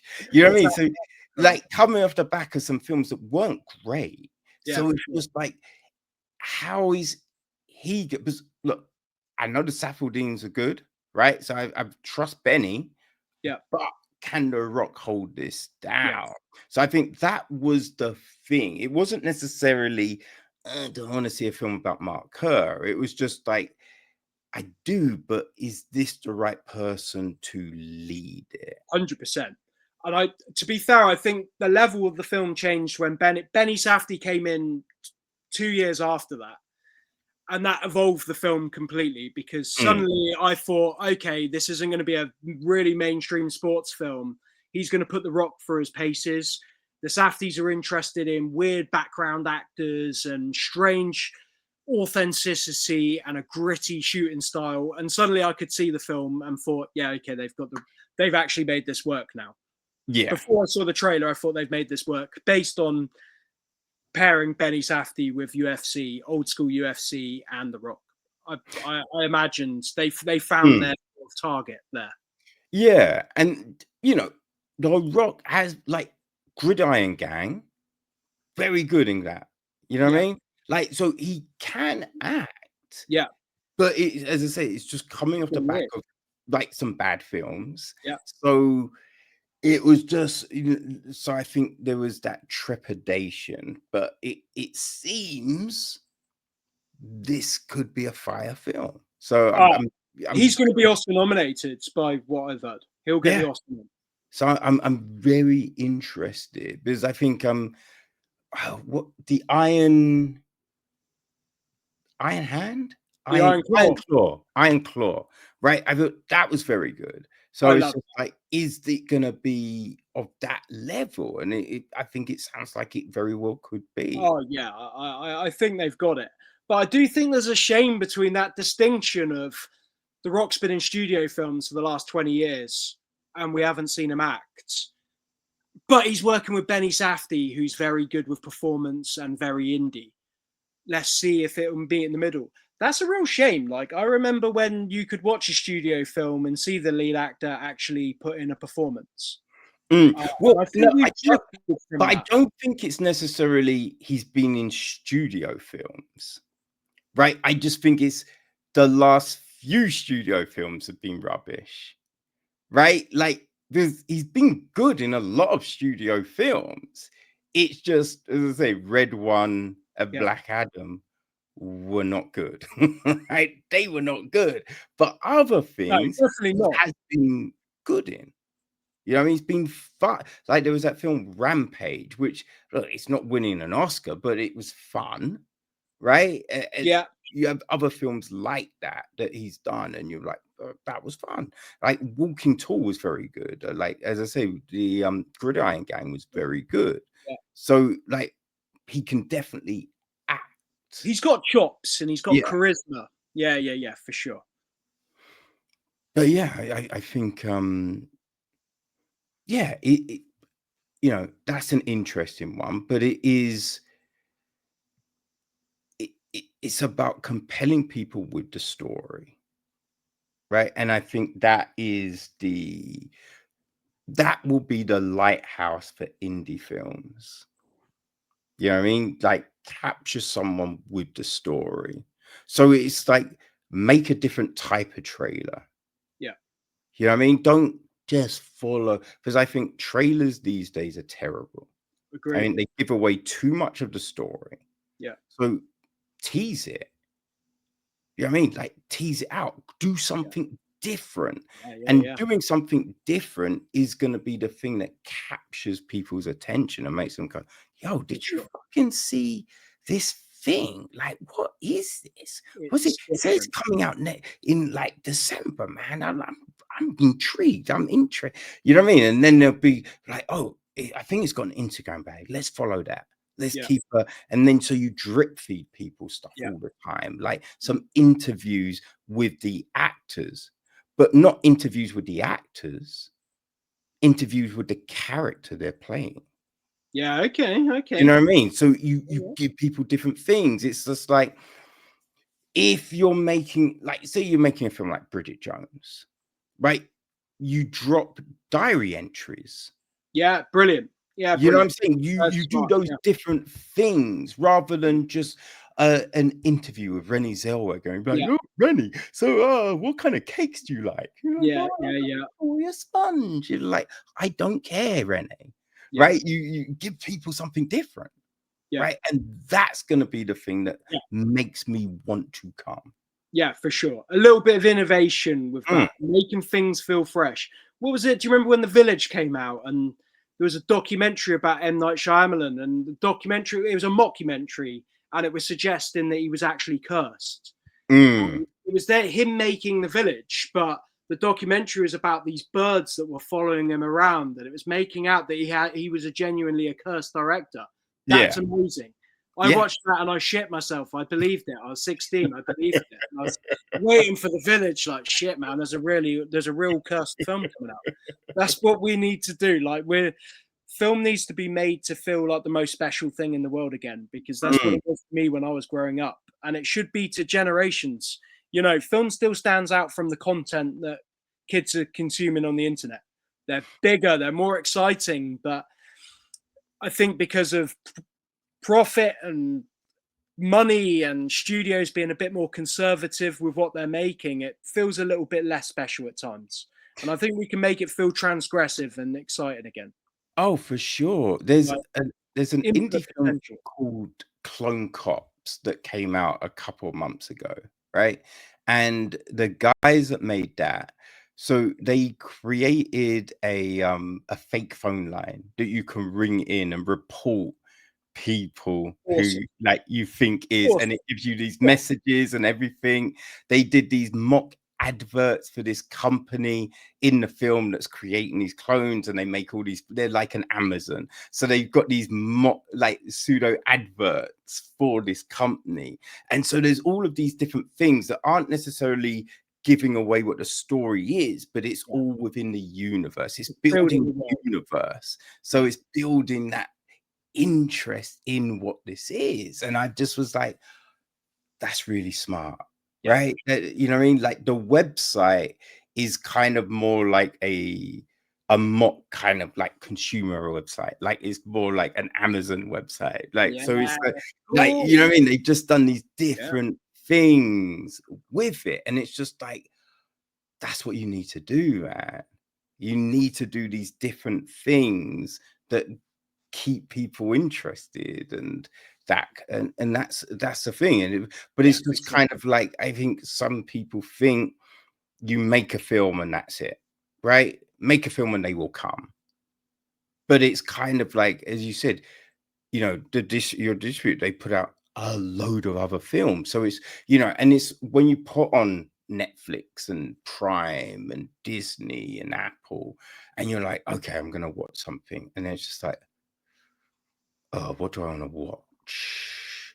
And you go to the movie tab, and you're like, okay, oh, okay, what? Well, not that. Not that. Not that.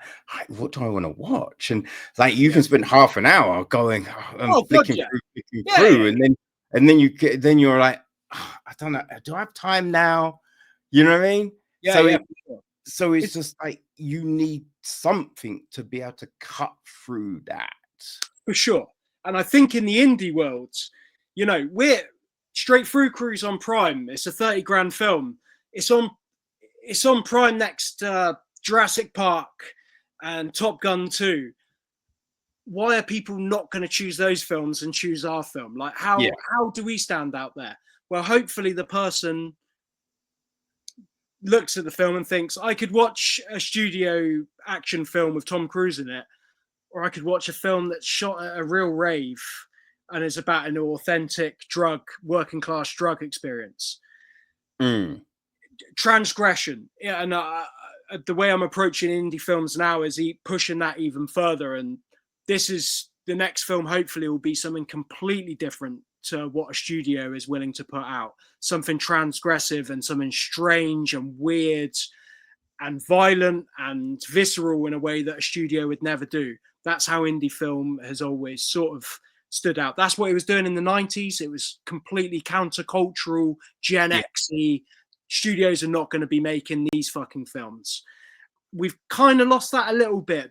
Maybe in horror it's different. Like, I think horrors do generally push the boundaries in independent. But indie films for 10 years were looking just like low budget horror, like Hollywood films. And they were quite conservative and really likable. Yeah. And it loses its identity. Like, indie film needs to be the polar opposite of what a studio is willing to do. Well, but marketing, that's a completely different story. Yeah, because I think you these things go in trends, right? So you have that thing where people go, oh, Lost in Translation, like, let's say it was really good. I can do that. I'll make my version of. And then you have a lot of people trying to do that kind of thing, right? But you're still having those interesting ones, but it's like, how do I know about them? Yeah, for sure. Right? Like, how do I find them? And so, you know, I think that's the big thing. It's about having conversations, right? For sure. It's about like these kind of things. It's about people, because through this, people know now that you filmed an actual rave. Yeah, for sure. Right? Like, and that's like, oh shit, they filmed an actual rave. Right? I think it's knowing that the film is this snapshot in life where people can feel lost and are looking, what's that next step, right? What do I do? You know what I mean? I'm in a big city, I'm a small fish, like, I feel lost, right? And you're like, oh, I felt that. Yeah, let me take a look, right? It's those things. It's having people know that these are the pulls, these are the USPs of what you're doing. Yeah. Right. And specificity, essentially. It's something specific that a studio would never do, because they're always looking at the bigger picture as being able to narrow on that. But it's also, you know, marketing, that is a different story, and trying to appeal. I try to talk to everyone I can about it. Trying to get like a trend going on Letterboxd where you've got more people logging the film. So much is done now through Amazon reviews. Like, Amazon will dump your film if you haven't got the right amount of ratings and reviews and standing. You know, you need to find that audience. You need to hustle fucking hard. Done a lot of hustling, a lot of I must have messaged 500, 600, 700 people individually. Like, here's a trailer for the film. This is what it's about. This is why it might be of interest to you. It's trying to get that out. So if you are an indie filmmaker, you got to be willing to go through that. You got to be willing to go through the exhaustion of making the film, editing the film, getting the DCP ready, getting that DCP screened at festivals. Then you've got to start the groundwork of, well, I've got to contact people individually. And you're probably going to be alone doing that, because the cast and crew who made Straight Through Crew, it was 4 years ago. Half of them have stopped acting now. A lot of them have moved on to other projects. It's not the most exciting thing in their universe anymore. The only person who genuinely gives a shit about it at the end of the day is you. You're left with it yourself. Yeah. So you got to be able to follow through big time. You still And got to be passionate about it and love it and be enthusiastic about it. Otherwise, audiences aren't going to be enthusiastic. Exactly. But strike while the iron's hot, right? Yeah, for sure. So, coming back to your cast, 2 years, 3 years later, and be like, yo, can you do this interview about, how, like, do it straight away. Yeah. You know what I'm saying? Like, on the day.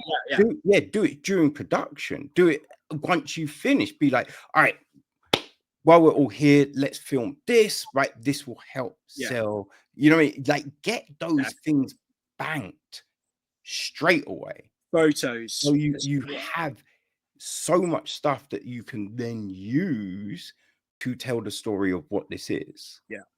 Whether it's you get certain members of the cast, certain members of the crew, like the cinematographer, like the lighting, like to maybe do a diary, right? Yeah. And then you can log that, or it's a video diary, and you put up snippets of that on your socials. And it's all of these different things that you have to do.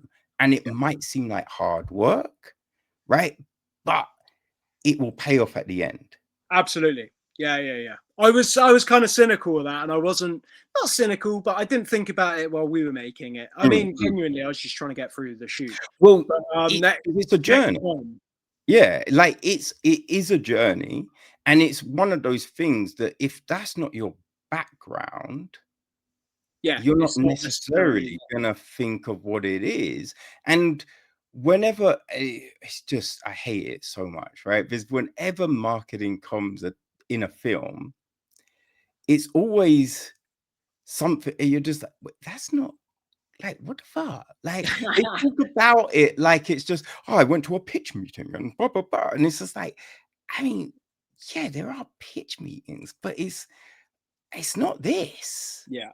Right. So they talk about it in a way that it's just not what it is. So I think, again, people can get, misconstrued of what needs to be done. But it's just like, for sure. But it's so much easier when you're on set, because your actors are there, they're in costume, there's lighting, you've got fucking lighting. I'm on TikTok now, and any phone footage we got from the shoot, I'm just trying to round up, and I'm kicking myself, like, why the fuck didn't we shoot some stuff while we're on set? Because now I understand how TikTok works.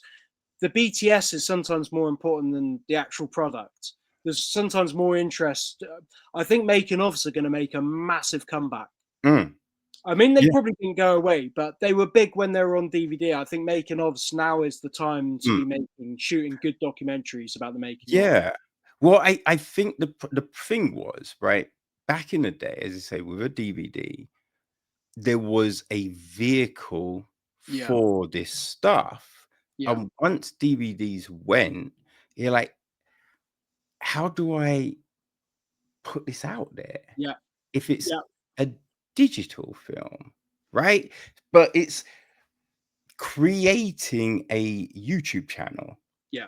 So then you can put all your stuff out on there, and then you put a clip out on your socials, but that is a window to the greater thing. So everything should lead back to your website. Definitely. Right? And then you can have a mailing list. So it'd be like, oh, you want to know when the film's dropping, you want to know when we're doing the premiere, we're gonna, like, just create some goals of things like that, and be like, yo, we are going to invite like the first 100 people to this, that the what's the party thing called once you finished? There's a name for it, isn't it? Oh, I What's forget. that?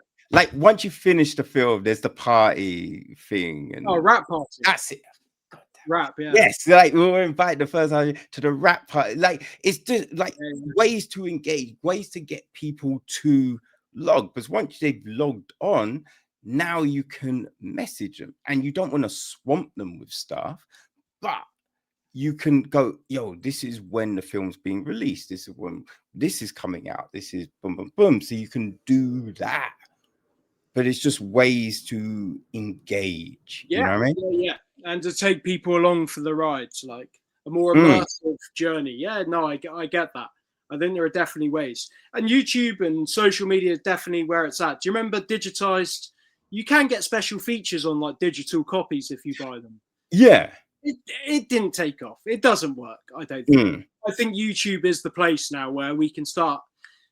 You know, when you release a film, bang out a fucking hour long making of for the film geeks on YouTube to tear through, like as a piece of promotional work that goes with it, and not just empty promotion, but something with actual substance that people are going to watch and learn something about. And I Yeah. think that is, I think I'm being a bit cynical on TikTok at the minute because we haven't got much. I'm just putting out anything I can, and I realize there's not a great amount of substance to it.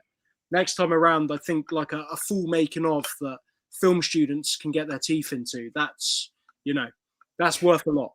Yeah, it's those things. It's like with the hair and makeup. So if you've got, you know, like with them, how they transform one of the actors into who they are. You know what I mean? Sure. It's those kind of things that become compelling. You know? Absolutely. But Absolutely. yeah, you know, it's a learning game, man. It's a Oh learning man, and it's always evolving. Like, and I feel like, you know, I never feel stupid for learning because Mm, studios are learning at the same time, of and course. they're, you know, they're billion-dollar enterprises, but they're still learning and they're still making mistakes. I'm doing this on top of a full-time job, so I'm obviously going to be a bit behind, but it's a journey. It is, but you know, there's a lot of people that talk about doing stuff and never do it. Oh, And absolutely. you've That's the done it sad. numerous times, my friend. So, you know what I mean? Onwards and upwards, right? Exactly. Yeah. Exactly. So, how can people watch Straight Through Crew and maybe some of the other pieces you've done? Let them know. So straight through crew, you can stream it on Prime. It's free. You can rent it and buy it on Prime. Believe you can rent it on YouTube, which is actually a preferred method for me. I'll usually go to YouTube for rentals, and Google Oh, Play. It's on. It's soon to be on Tubi as well. I think for Christmas, and it is sort of that's when another level the marketing's going to hit. It's an alternative Christmas film, so and it should be on Tubi by then, which I'm looking forward to because Tubi's banging. It's like splendid. being in a video shop but virtually. As for the other films, I wouldn't even try. Patrolman's impossible. Like you have to buy the DVD, which I think online is going for about 70 pence on eBay now. So it's affordable, but I still wouldn't make the purchase. Um, Woodfalls, no, I don't think even Woodfalls is knocking around anymore.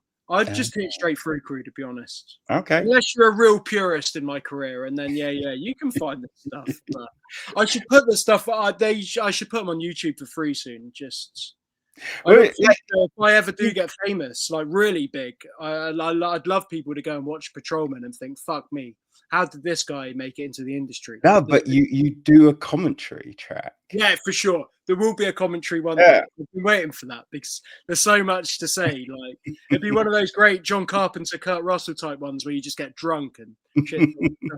Yeah, that's what you do. You mystery science theater it and put it out there. But in terms of socials as well, at Black Math Pictures on TikTok, on Instagram, Straight Through Crew on Facebook. Instagram and TikTok probably the best places. I'm on there daily. Cool, cool. And so is that it? Do you have a personal or is it just Black Man? Yeah, at DP Campion is my personal Instagram. Yeah, follow me for more personal shit on there. Okie dokie. Well, people, all the Did I links, lose you there, Kevin? just a little bit, but you came back. So Yeah, sorry, man. Sorry. no, it's all right, man. This It's all... fucking 5G, I'm checking it. I think it 1.5 to 2G max. I think I'm running on. It's running on empty. I mean, you've probably got 5C. Like, you don't have the G. Yeah. Oh man, but people, all the links are gonna be on the website, so make sure that you go check out Straight Through Crew and go follow David so you can keep track of everything that is coming in the future. Cool. And there is a future. I'm writing right now. We're gonna have something beautiful within the next year or two, hopefully. Any hint on the genre? Yeah, it's I'm going back to horror. That was my love. That was my first love in cinema. I'm going back to horror, a punk horror called Doomers. Oh, we have a name. Oh yeah, I'm there with it. I've been working on it for a while. Okay, Doomers. Doomers. Okay, and so well, you said next year? Hopefully. I mean, I'm still writing it, Yeah. and then there's the investment stuff, and then getting the fucking thing made. So realistically, probably 4 years. I'm hoping to get. I'm approaching the script. It's going to be a much better script than Straight Through Crew. Straight Through Crew, because it didn't have a plot, was a hard sell. So I'm hoping this is going to be an easier sell. And once we're running, I hope we're running. We've got a good crew. I want to shoot it again with the same DOP as Straight Through Crew. With a few names as well. Let's make it happen like on a much bigger level. I'm ready to make that like big step up. Yeah, I'm making a step up here or there, but I just want to clear a flight of stairs here and just go for it. And yeah, shooting for the stars always. Sounds good, my friend. Sounds good. Well, people, the only way you'll know about this if you follow David on social. So make sure you do that. Cool. Oh, this has been great, man. Thanks, Kevin. This has been great fun. I didn't expect a 2.5 hour interview here. This is fantastic. Is that what it is? About 220. Yeah. Yeah. 45 minutes of that was UFC chat, but I enjoyed that as well. I didn't realize you were a UFC guy as well, but I'll check out your stuff because I'm always looking for analysis and warm-ups for shows. All right. Well, Chin Check has all of that. So beautiful. Chin Check. Like that. Good. Yeah. I'll be checking out. But yeah, thanks for talking to me, man. Seriously, it's always a pleasure to get to chat shit about my films, honestly. No worries, man. Thank you for your time. Really appreciate it. Awesome. Yeah. I'll be in touch. Right, people. Keep track of David Campion and Straight Through Crew. David, thanks, man. Beautiful. Bye. Thank you, dudes. See ya.